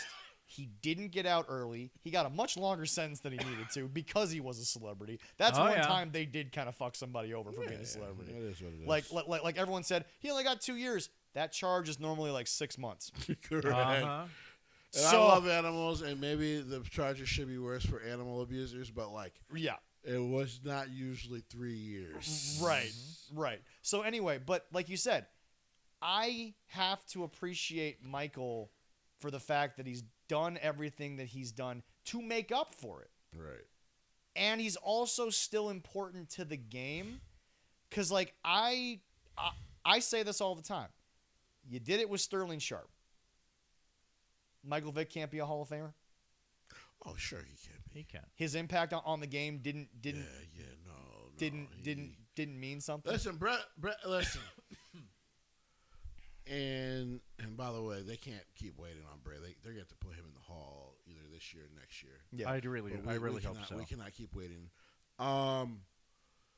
Brett Favre's in the Hall of Fame. Yeah. Brett Favre might be the most unlikable former starting QB of all fucking time. Yes. He's done himself no favors. He has done himself no favors post-career. But I still have that Vikings poster of him for two reasons. Number one, it was a gift from my German brother who is now a huge Vikings fan because he came here as an exchange student. And number two, it pisses off every Packer fan. And I love that. The only time in my life, my mom still has the photo, and I fucking hate her for it. But the only time I wore a Green Bay Packers helmet was because my uncle took me to a game and I watched him play. And I was like, I want to play football because he looks like he's having a damn great time out there. I don't like the Packers. But he got me that helmet because it had one of his signed things on it. It was one of those print stuff. Yeah. And I was like, yeah, Brett Favre. Because I used to think this dude's the greatest quarterback I've ever watched. This guy's the greatest athlete I've ever watched. Now, post-career, I'm like, whoa, what a piece of shit. But highly unlikable. Not a likable motherfucker. And I still say about, people still shitting on Hogan. It's like, shut up. Yeah. And the worst is, a white kid that I work with, and if he listens to this, he knows what I'm talking about. He thinks you shouldn't look at Hogan as a hero. And I'm like, you know what, dude? This gentleman that I work with, this podcast, Jessie, he has an actual real gripe to say what Terry Bollea did. But as I reminded him, and as Jessie has said, if it wasn't for him and what he did at the beginning in the 80s of wrestling, we wouldn't have what we have. Right. Well, but like Jessie said, and you respect me. The one guy who said for feeling that way, and I appreciate it. Well, but like Jessie said, the one guy on Eric Bischoff's podcast, he goes, it's not even anger. It's probably sadness and disappointment. Thank you. Yeah. It's just when you're disappointed, it's a weird thing. Yeah. But Jessie, now on the flip side, here's a guy. I don't think a soul on this earth has a negative story about Wyndham Rotunda. This death has always been sadness and frustration, because it was just like he was gonna finally have a chance. He had accomplished so much great stuff already, but he was back with one of his main creative partners, and actually I think one of the guys that does his mask stuff, Jason Baker, just posted this. Yeah. Like, we were all so excited for him. Yeah. Because it was Paul. And yeah, Paul could say no to him. But it wasn't like Vince. I don't think Paul ever said no. Paul, and Jason has said, Paul would say no, but he would go, come back to me on why it works week to week. But that's the thing, Jessie. I don't think we understand what we're saying. Right. I don't think he ever said no. I think what he said was veiled in a no. Right. What else do you think we can do, and how can we translate that idea? As he once said in that interview, he was like, he has so many ideas that sometimes you have to be the guy he looks a little frustrated at but smiles at, where you go, okay, this is great, this is great, this is great. How do we get to each of these things? How do we make them make sense? Because you're a storyteller, you understand that. My experience in my life, I understand how a lot of people feel about losing Bray. It reminds me of when my only grandma had passed. Yeah. It has been a few years. It's been more than 2 years. Yeah. But it's like she was there. She was a big part of all of her kids. She had 7 kids. Wow. And a lot of 16 grandchildren. Wow. And she was a big part of all of our lives. Right. And when she is gone, it's like that big part is missing. There's a hole. There's a hole. And we fill it, all of us cousins that get together, we fill it with our love for each other. Right. And how much she taught us that we need to get together and we need to enjoy each other's company and our love for each other Right. and the good times we can have and the memories of playing cards with grandma. Go and have and people may sound this funny, doing shots with our grandma because she was Right. that awesome. Right. And that's what we did. The love and everything that we enjoyed with her, and then she taught us that we should keep doing it with everybody else. And that's why we do. I think Triple H is so. That's why I'm like, I don't foresee them getting released because Triple H is so protective of the Wyatt Six, from my understanding, that if it comes up, he shuts it down. Mm-hmm. Like, I will fucking quit. Like, it is like, let me handle all the Wyatt Six stuff. Because that is apparently it must have been a promise he made to the family. Because he was like, I give him and Stephanie this. They're damn decent people. Yeah. They're like, when we make promises, we fucking keep them. And not only that, I think the IWC needs to start understanding is Jessie. Wyndham Rotunda Bray Wyatt was like Ozzy in this sense. His art is not for everyone. Sure. But for the people that it's for, let them enjoy it. Right. And here's the thing. And that's why I think Triple H is protective. And he's like, give Bo a lot of to give Taylor a ton of credit. I don't think Taylor is going to finish the Wyatt Six and then come back and do all and then do something. Right. I think his goal in life is to finish this, right, and then move on to the next chapter. Yeah. That's what he has said.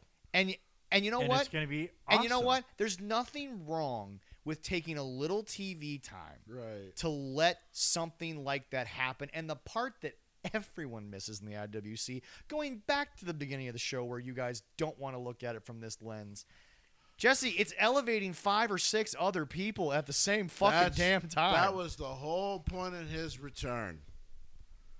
Which is why I think even Karrion has always been sad and Kevin has been and frustrated.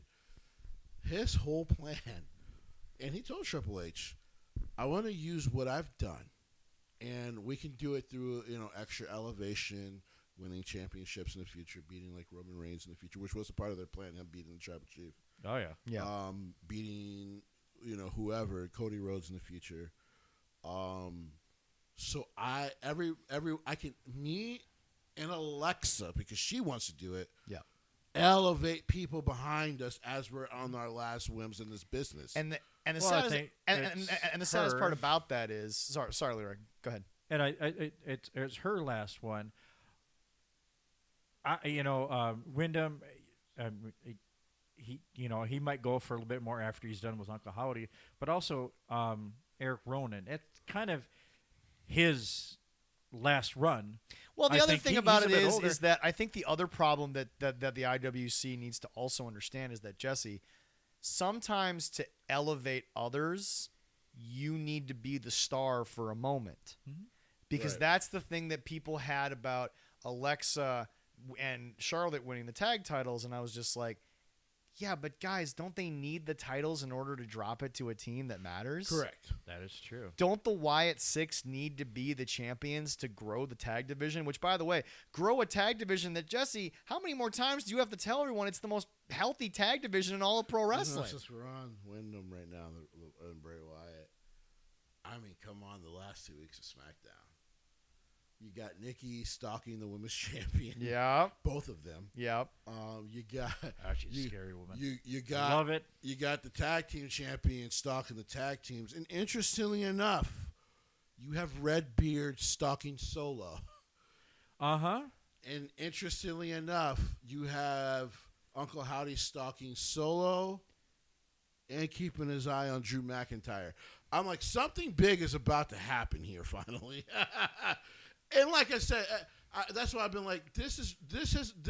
You could tell when one of the creative things is one of Triple H's babies, because it is protected. Well, and one thing like the Judgment Day. Yeah. Clearly, that's when he's like, I don't know what Vince was going with it, but I love this. And the other thing about it is that the difference between Hunter and Tony's booking is when Hunter places an Easter egg, it's there for a reason. Correct. And it is going to go somewhere. Correct.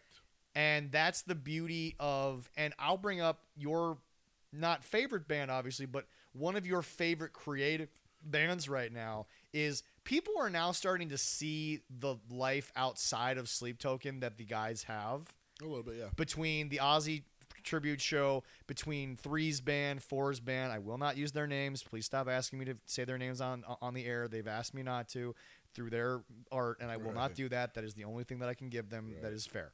But Jesse, when you understand you're creative, you create a fandom that just gets it. Right. And I tell people, fine, you want to be that stupid little metalhead in the corner that says we don't view them as a metal band. You don't want the number one band in the world to be a metal band. Fine, whatever. You're a fucking twat for that. I'm not going to fight you on this. You want to be the little pop star that says, oh, that's too heavy, and how is that art? And I'm like, it's not for you. Right. It's for the people that get it. Right. And really, it's for the people that don't get it because they want to search it. They want to find it. Right. Let them tell their story. Let them do 1 or 2 more albums before they put this project to bed and then never talk about it again, but they made a world impact on somebody. Right. Let the Wyatt Six story be told. Let it happen. It's not like it's going to take this 6 people and make them the top stars. Here's the crazy thing, right? Especially about people who bitch about the Wyatt stuff. Has it ever hurt any TV you watch on WWE? No. Not at all. When they're there, it hasn't hurt it. When they're not there, it hasn't hurt it. It's actually only helped it. When I watch an arena when they're there, people seem to lose their shit. They're happy that they showed up. Well, now, okay, that's a topic I've been meaning to get to for a long time. And Leroy, where are we at time-wise? 2:50. Perfect. So we'll do this real quick, and then we'll do Heat Wave on our way out. Because it's going on right now. Yep, exactly. So, but anyway, so number one, we'll get to this topic. Jesse, there is a very large disconnect between the IWC and the crowds in the arena. Clearly. Because everyone sits there and everyone talks about how this pay-per-view was shit or that PLE was shit or this or that. I hate to be the bearer of bad news. When I watch an AEW pay-per-view, crowds are at certain points are kind of mid. They're kind of like, okay, this match is like I'm waiting for Lights Out or I'm waiting for Hangman or this or that. Why you wait for Hangman? That's your decision, but I'm not here to get into that too much. Boo, Zach. But anyway, but yet what's odd is that everyone's like, oh great, Io and Rhea all over again. People didn't seem to care in the arena. They didn't seem to care. They seem to be tagging now, so I don't know what that bitching thing is about. But all I'm saying is that Jesse, the IWC really doesn't back up the fact that wrestling is the ultimate form of when you're there, you're just having a good time. Correct. And that's why I tell people crowds make moments. That's why I give people who performed in the COVID era a lot of credit because that's fucking hard. Right. But I mean, like, the one thing you guys don't get, you can't tell me it's a 5-star classic when 1,500 people barely fucking acknowledge the match. Right. Because the whole point of the match is for the live crowd. TV just adds to it. That's why I've always had problems with Dave giving 4s on Dynamite when I'm like, Dave, there were 800 people in this fucking tiny ass room and 200 of them gave a shit. And they weren't even all in the same section on the camera. Right. But then you turn around and you tell me this isn't a 4-star match, it's a 2.5 only because it's in WWE, which is the real thing you won't say. But I'm like, crowd loved it. They were into it. They were into the finish. They were counting along. So the disconnect of watching the match as a whole is where I think the sickos and the diehards really, truly, really only have egg on their own face. Is, okay, Jesse, you didn't like that match.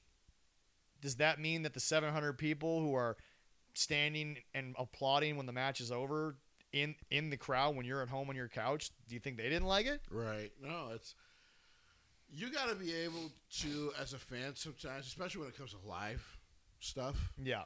Because TV is one thing, right? You're watching on TV, everyone's going to have a different reaction. Yeah. But like when it comes to live things like sports and things like that, especially pro wrestling, I can watch a pro wrestling show, and maybe I didn't like it so much, but I'm not. The reason why I always sometimes shit on the IWC, which we are kind of a part of, is I just go, yeah, these absurd things like, fucking Jey Uso ruins this, and that. I'm like, not really. Every time he's in the arena, the crowd seems to absolutely fucking adore him. We watched a match with a possum. We did. But you want to know what's funny? We loved the shit out of it. Well, not only that, but Jesse, we interacted with what he was doing, and all of a sudden the kids no longer really felt like, okay, what do I do? It's like, no, these big-ass dudes are interacting. It's okay for you to do it. That's the other thing, right? So, like, I always try to enjoy a show from home as best as I can, like I would in the crowd. Now it's different, but like when I'm in the crowd, I'm like, money was paid for this, so I'm gonna have a good time, not a rowdy time. Like my dad used to always tell me, have a good time, not a rowdy time. Be a part of it in the way they feel like you need to be a part of it, and then remove yourself when you need to remove yourself. It was clear that BZW coming to Duluth, that show was not your typical wrestling crowd. Sure. So you said to yourself, let me give Joey something to work with. Right. But you weren't the star. No, it was Joey. Because as soon as the match started and he and Sierra were doing their thing, right. all of a sudden, it's almost like you and Joey never had that interaction. Right. But the heat was still there. Right. Joey kept the heat going. Right. Now, he might have referred to you one or more times during the match. Right.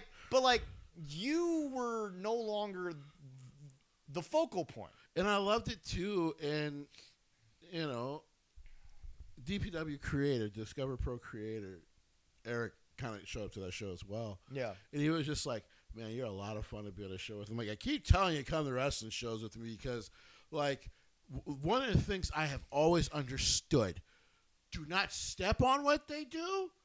But if you got to be the fan that gets everybody else into it, be the guy that's getting it. But don't be over, like, as the wrestlers interacting with you.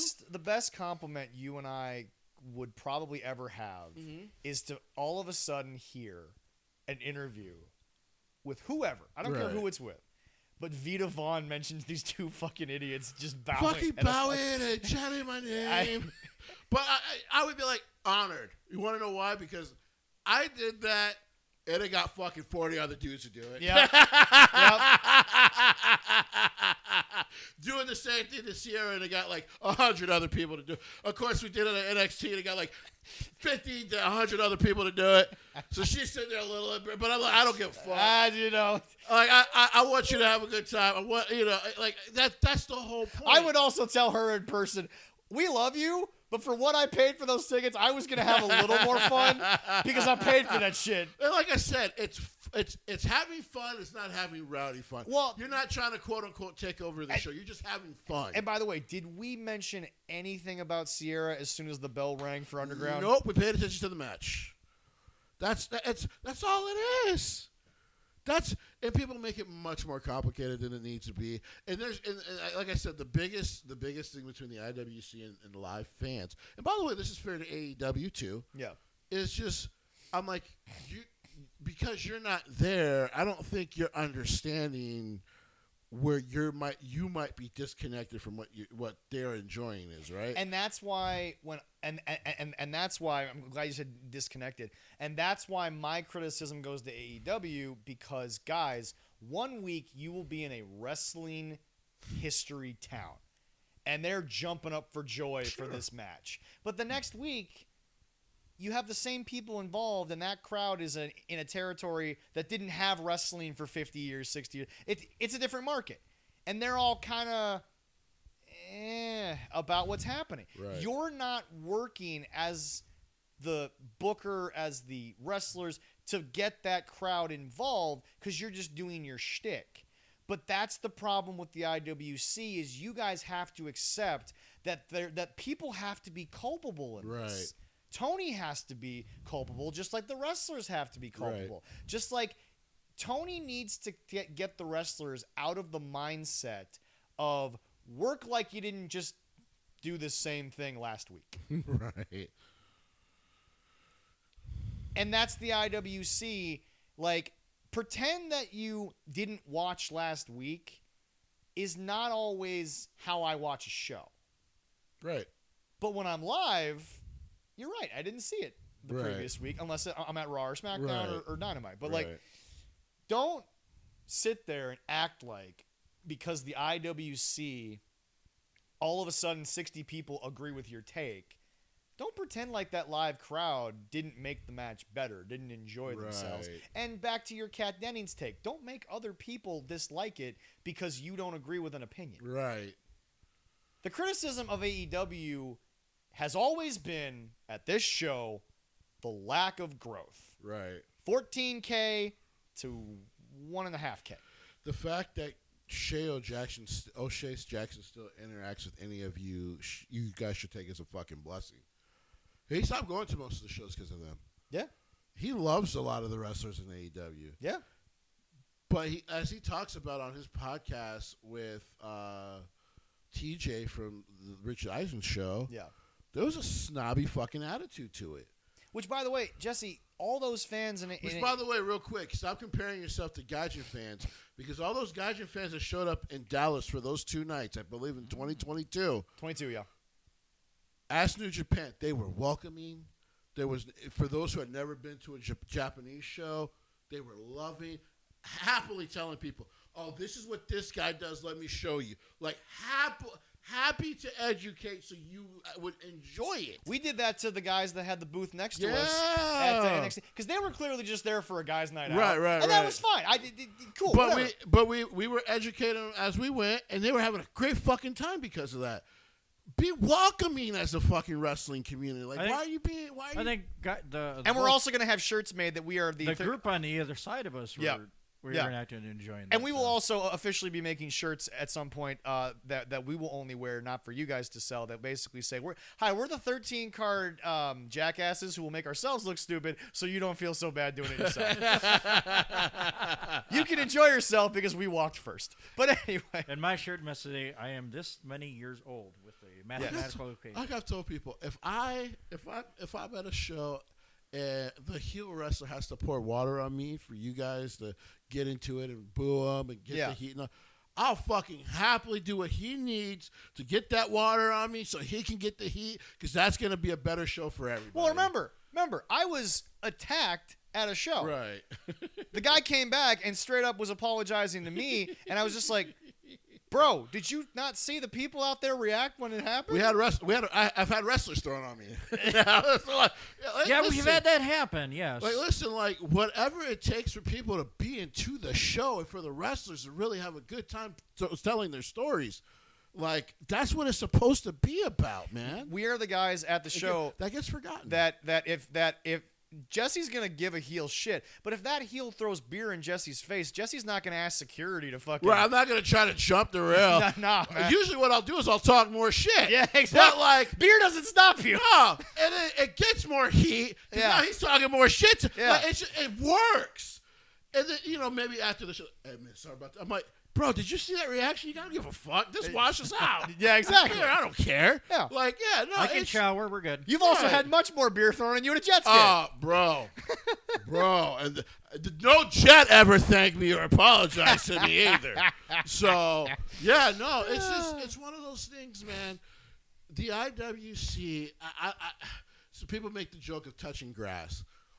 Actually try to go enjoy a fucking show. Well, that's the thing. And don't be a gatekeeper. Well, that's the thing you talked earlier, Jesse, about the metal fans who turn their back.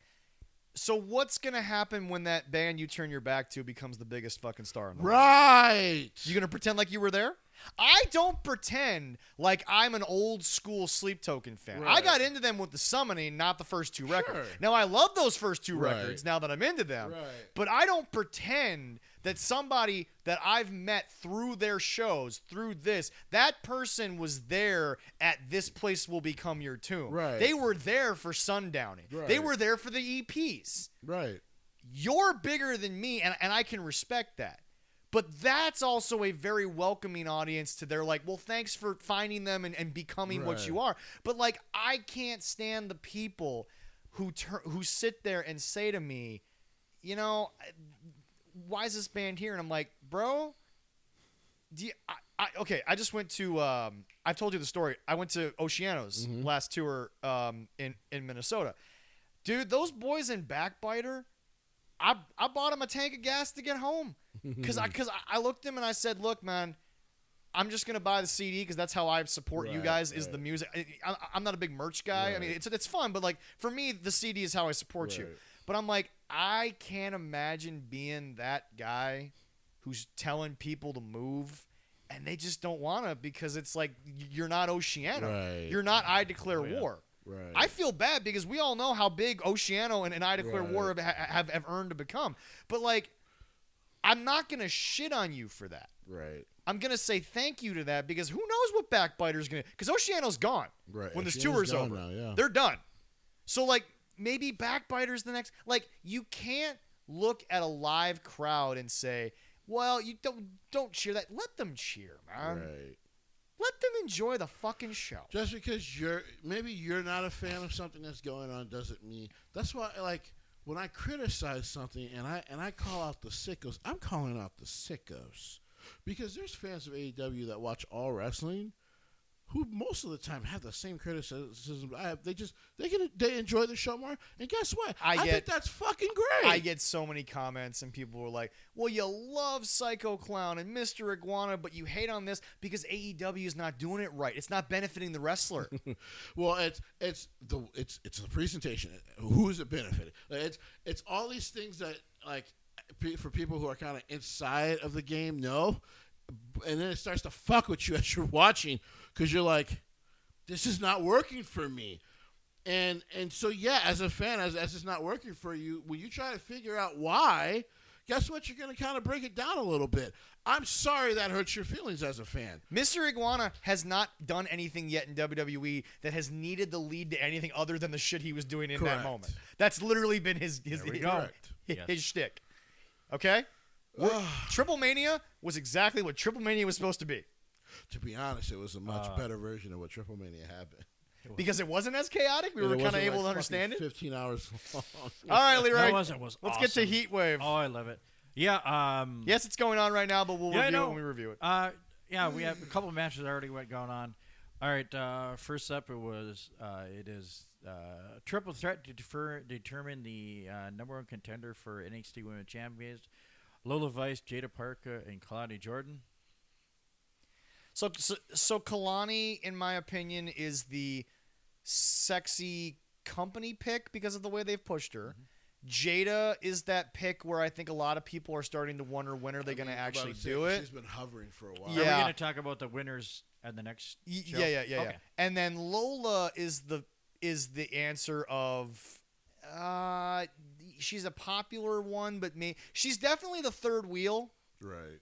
Not but I mean that's just facts. But Jada's been hovering around this title for a while, so yeah. Oh yeah. Jada is becoming. All three are wonderful. Jada's becoming Keith Lee in the sense of Jessie. Nothing against Miss Parker. She's done a great job. I want to compliment everything she's done, but she's kind of getting to that Keith Lee level of, are you gonna go one match too far and deny the giant personality her belt? Oh, yeah, I get what you mean. There you go. Yep. I think she's getting to that level where I think they're going to maybe wait one match too many. Yeah, it's too much hovering. But next match. Yeah. Next match is the NXT Tag Team Champion, where the champs Hank and Tank take on Dark State. It says it's going to be Dion Lennox and Osiris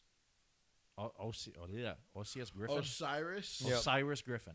That's who's going to be wrestling tonight. They had the hardest job in all of pro wrestling when it happened. Oh, I was going to say not breaking at every little dirty little fucking joke that what's his face makes. Later. No, they had the most difficult job in wrestling. You don't want us behind you. Because bro. because they had to take over for arguably the best tag team in the world at the time. But Hank and Tank, they've been fun. Yeah. Oh, they are. I do like Hank and Tank. But again, they were never going to put on the classics that Fraxium did.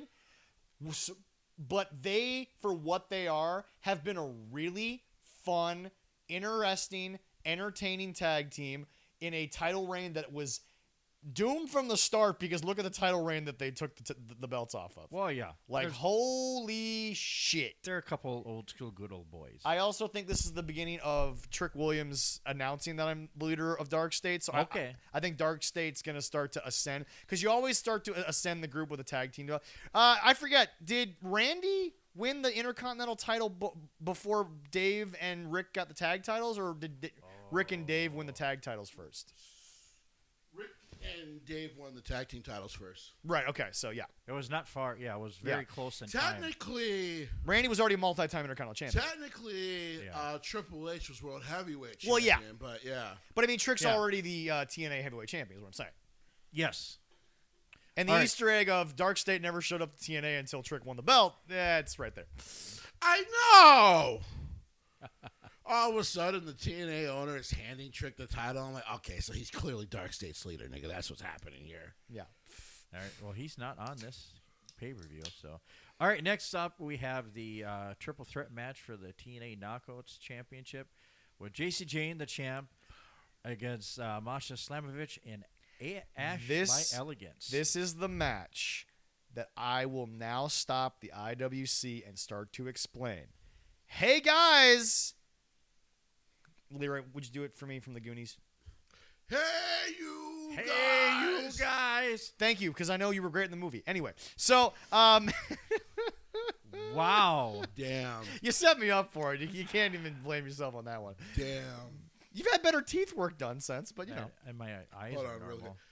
Damn! There we go. All right. Thank you. Anyway, Appreciate but no, that. guys, yes, WWE put all their talent in the belts of TNA to start.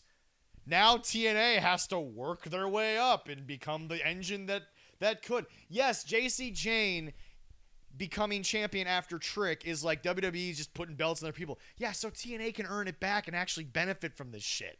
And they are benefiting. That's my point. It's like, guys, yes, the evil entity that they're pretending to be right now has to be the evil. Jesse, if TNA you won, happy as fans because they're basically quote unquote evading TNA as the evil entity.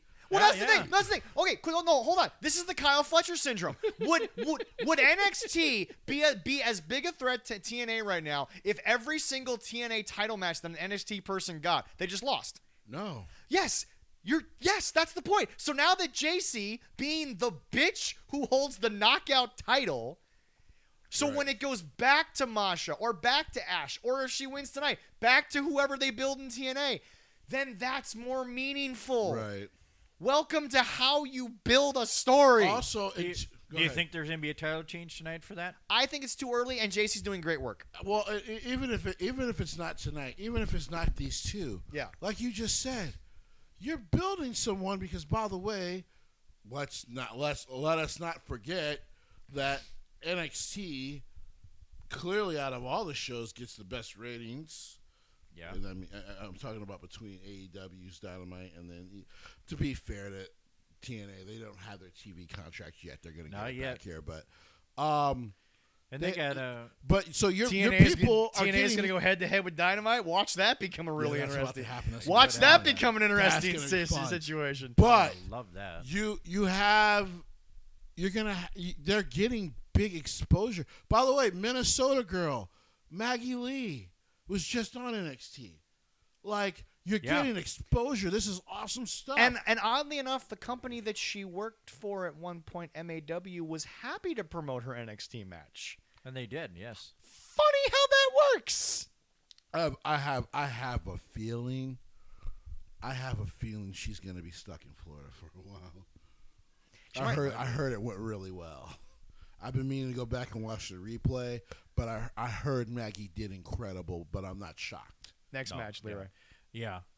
Next match, well, I have my favorite on this one. Jordan Grace versus Blake Monroe. Is it Jesse? I think it's. I forget. Have they had a match yet? No. This is their first. This is their first one. Well, there was an injury kind of angle. One for of two Jordan Grace things. for a little One, while. either Blake's gonna win and then Jordan's going to have a big climb to a bigger show, or they've done such a good job without wrestling that this is just kind of Jordan moving on from Blake. Blake has kind of been doing the running away, Right. afraid of Jordan Grace because Jordan Grace is going to kill She's been Mariah May.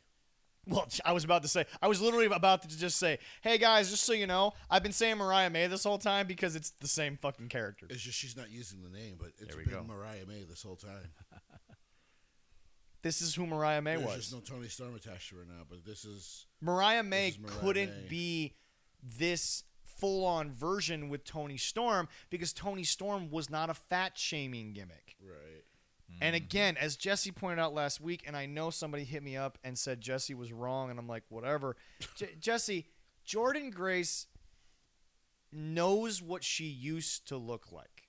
Yeah. We're just pulling the curtain back for 2 seconds. She knows what she knows her past. Is She's basically kind of it. always been muscle mommy, though. Right, yeah. But what I'm saying is Yeah, that she Jessie, WWE, with all the corporate sponsorships they are attached to, are not going to do a fat-shaming gimmick in 2025 if Jordan Grace hasn't assured everyone, I'm okay with this. And that, by the way, she's not going to probably whoop her ass. So, like... Well, that's the other thing. Jordan Grace is going to whip Blake Monroe's ass at some point. So, like, I'm a progressive. I don't know how many times I have to say this. Yeah. I've been to women's rallies here in Duluth, Yep. down in the cities. Mhm. I've been to the gay pride rallies. I'm a supporter, man. I'm an ally. But some of this kind of shit is irritating because it's just a step too far. I'm guessing what you heard was, well, it's still fat shaming. WWE shouldn't have done it, and Jesse's wrong. Well. Okay, what other story are they going to tell with Blake Monroe and Jordan Grace who can bend her like a fucking pretzel? Got to do something. Tell me! Dude, every single movie/TV show about high school girl drama, 9 times out of 10, the mean girl can be bent like a pretzel by the girl she's making fun of. Or like they do a nerd mean girl thing. Right, yeah. But I'm sorry. I've been watching Jordan Grace for over 10 years. Never been a nerd as far as in the wrestling ring. So I don't know, but I'm excited to see how this goes. Jordan Grace is going to be the girl that every little girl who was maybe a little bit bigger in middle school or high school, that they're gonna Jessie. That was the whole fucking point. Stone Cold was literally, we lived vicariously through wanting to beat the shit out of our boss. Right. That's what this is on a high school level. Well, she, like any wrestler, you evolve and you change over the year. That's what she has done. But it's not even about that. In a vacuum, a little girl has watched TV with her dad somewhere in America, and that dad has been able to say, I know you can't get back at them like this, but watch this and live through that. There we go. Yes. Once again, for winning. Once for again, Jordan not Grace even winning. the IWC who hate on each other. To the outside world, wrestling does matter. Yes, and I would love for my girl Jordan Grace to win. I'm happy. I hope so. Next match. Next match. Well, we have Someday you will get out of a segment with Jordan Grace and not be creepy about it. I don't think It's that was just to creepy. stir you up. Next I'm match. Next hoping match. she wins. Next Love match. you, but next match. All right, this mixed tag match with the self-proclaimed greatest Canadian champions ever, wrestlers ever, Chelsea Green and Ethan Page I against think this has been the Tyra greatest. Steele and Tavian Heights. That video of fucking Chelsea with the wind machine and Ethan's just standing there Fucking hilarious. was the greatest fucking moment I have ever seen on NXT television, bar none. You know what I really got from Unreal? Is that Triple H is going to reward her as women's champion one day. I Because think she's so. so selfless. He's gonna force her into it. Yep. He's going to. Yeah, I don't think she really wants it. Yeah. He's either. gonna make her do it. He's going to be like, oh, you didn't think this wasn't going to happen, right? Yeah, you're going to be women's champion. Fuck this. And the funny part about it is, And the women's locker room will be behind it. not only that, but do you want to know the best part?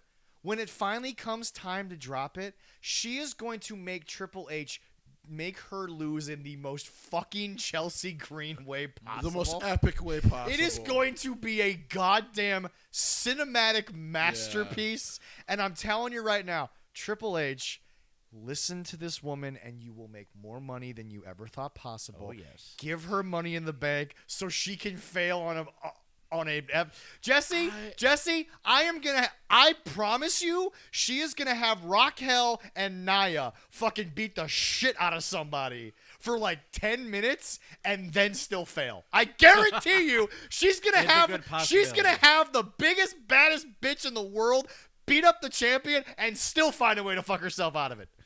It'll be good. It'll be good. It's going to be cinema. It's going to be good. It is. But yes, no, Triple H will reward her, and he'll be like, "Oh no, you're taking this." Now I will say this, regardless of her ties to MAGA, I wasn't sure she was still signing Tyra, because of course we just heard Gabe Stevenson is going to do his first mixed martial arts fight here in Minnesota. Yeah, but like, I didn't know Tyra was still signed because it had been 2 years since we had heard from her. So seriously, so when she showed up last week, I was like, "Oh fuck, she's still signed here." Yeah. Not that I was mad about it. No, yeah. I was just like, "Oh, I thought they cut her the moment they cut Gable Stevenson, and we're like, okay, the Olympians are not going to work out this time." That's what I thought happened. Yeah. So, but hey, good for her. She's getting a spot here. The Canadians will lose, but it will be in the most epic fashion possible. Like I said, Chelsea Nothing against are them, real but talking about, listen, if I agree. got to be the person that loses, takes the embarrassing thing each week, and I get on TV and I get to let the crowd have fun with it. And I went, that's the kind of attitude that makes you women's champion. Chelsea Green is literally fucking from Toy Story. I'm falling with style.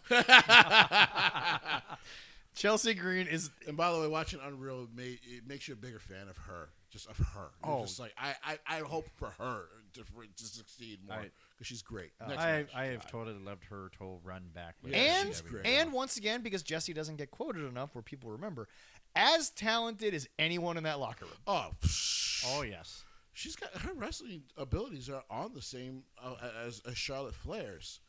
That's what makes the comedy character so much better. Yeah, because she can wrestle with a Charlotte Flair. The greatest thing I would ever want, because when Forbidden Door is over and New Japan realizes how shit it was,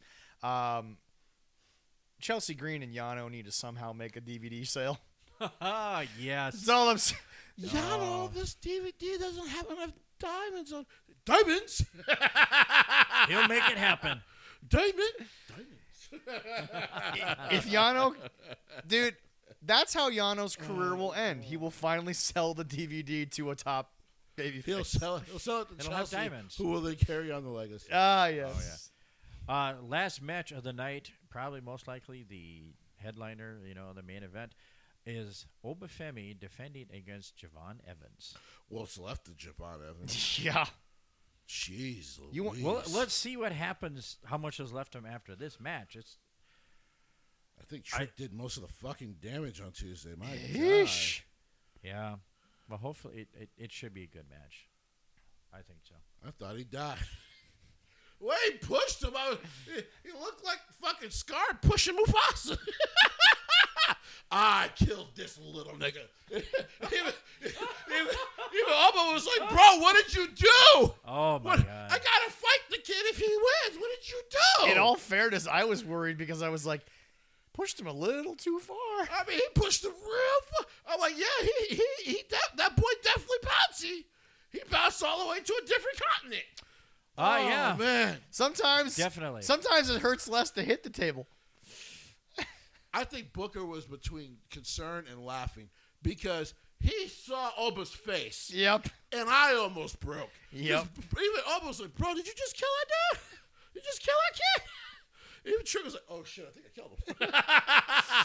All I need now is the is the thing from the longest yard with Sandler. It's like, I think he fucking killed him. have it be Oba, and then have it go to Booker and Vic. Be like, I think he fucking killed him. Oh, yeah. And then all of a sudden, just have Trick be like, I think I fucking killed him. I'm like, bro, Javon, you're not in AEW. You don't have to take those bumps every week. Oh, yeah, no, I've seen that boy live. That boy bounced you. That boy bounced to a different state. Definitely. I don't know. I mean, I don't think Javon's hit that Jada Parker level yet. I think Javon's got a few more L's in him. I gotta be honest, man. But I mean, what's left to do with Oba? He can eat half the roster. Yeah, that's the problem. Yes, he can. So at least if Javon won, you can finally move Oba up. Though now you got a big problem. Because if you move Oba up, he probably has to go to SmackDown. Yeah. Because you can't have him and Braun Breaker on Raw at the same time. Because the temptation to do that match. The crowd will not allow you to not do that match for too long. Well, yeah, I agree with that. And as we move on, before we get to our ending here, where Jesse and I will say our famous goodbyes. Jesse, I would like to throw a surprise thing at you, and I'm going to give you the floor for a couple of minutes. Okay. Jesse. This is going to be a somewhat ongoing mini-series, but we're going to start with episode 1 for you. Why does Bruce Prichard still have a job? Fuck if I know, man. Like, why do squirrels climb trees? Why does the sky blue? Why does it snow for 7 months out of the year in the upper Midwest? Why is Canada still not put out forest fires? Fuck if I know, bro. In all fairness to Canada, though, those forest fires have only really hurt bears and caribou. Why have the Pollocks not sold the fucking Twins yet? Why do the Jets feel cursed? Why are all beards not the greatest? Why is mine only a neck beard right now? Fuck if I know, bro. Why do I sound like fucking Vince Russo? Fuck if I know, dude. I don't know. Unreal has made him unlikable even more. And then he was just out at dinner with Vince, and I'm like, oh god, now I gotta hear about Bruce about going to dinner with Vince, and oh my god, they're gonna take over the company again. And I'm just like, somebody. I wish the kid would have knocked me the fuck out, not the wrestler. Like, I wish he would have came to my house as I'm reading all this shit and knocked me the fuck out and put me in a coma. That would have done me a world of good last night. Because I'm just like, why? I don't know why Triple H keeps him around. Maybe he's funny. Maybe he's like a fat parakeet, and Triple H just likes the fat parakeet. Always, well, you know, and he just likes his stupid-ass voice. And he doesn't really listen to him. He just likes to laugh at him. I think he's still puckering up So his lips. So you're telling me that Vince needed Vince Russo for that, and Triple H needs fucking Bruce Prichard? Triple H is so stressed. He needs the fat fucking doughboy around. Probably talk to I think he's still kissing ass. Unreal has made him unlikable.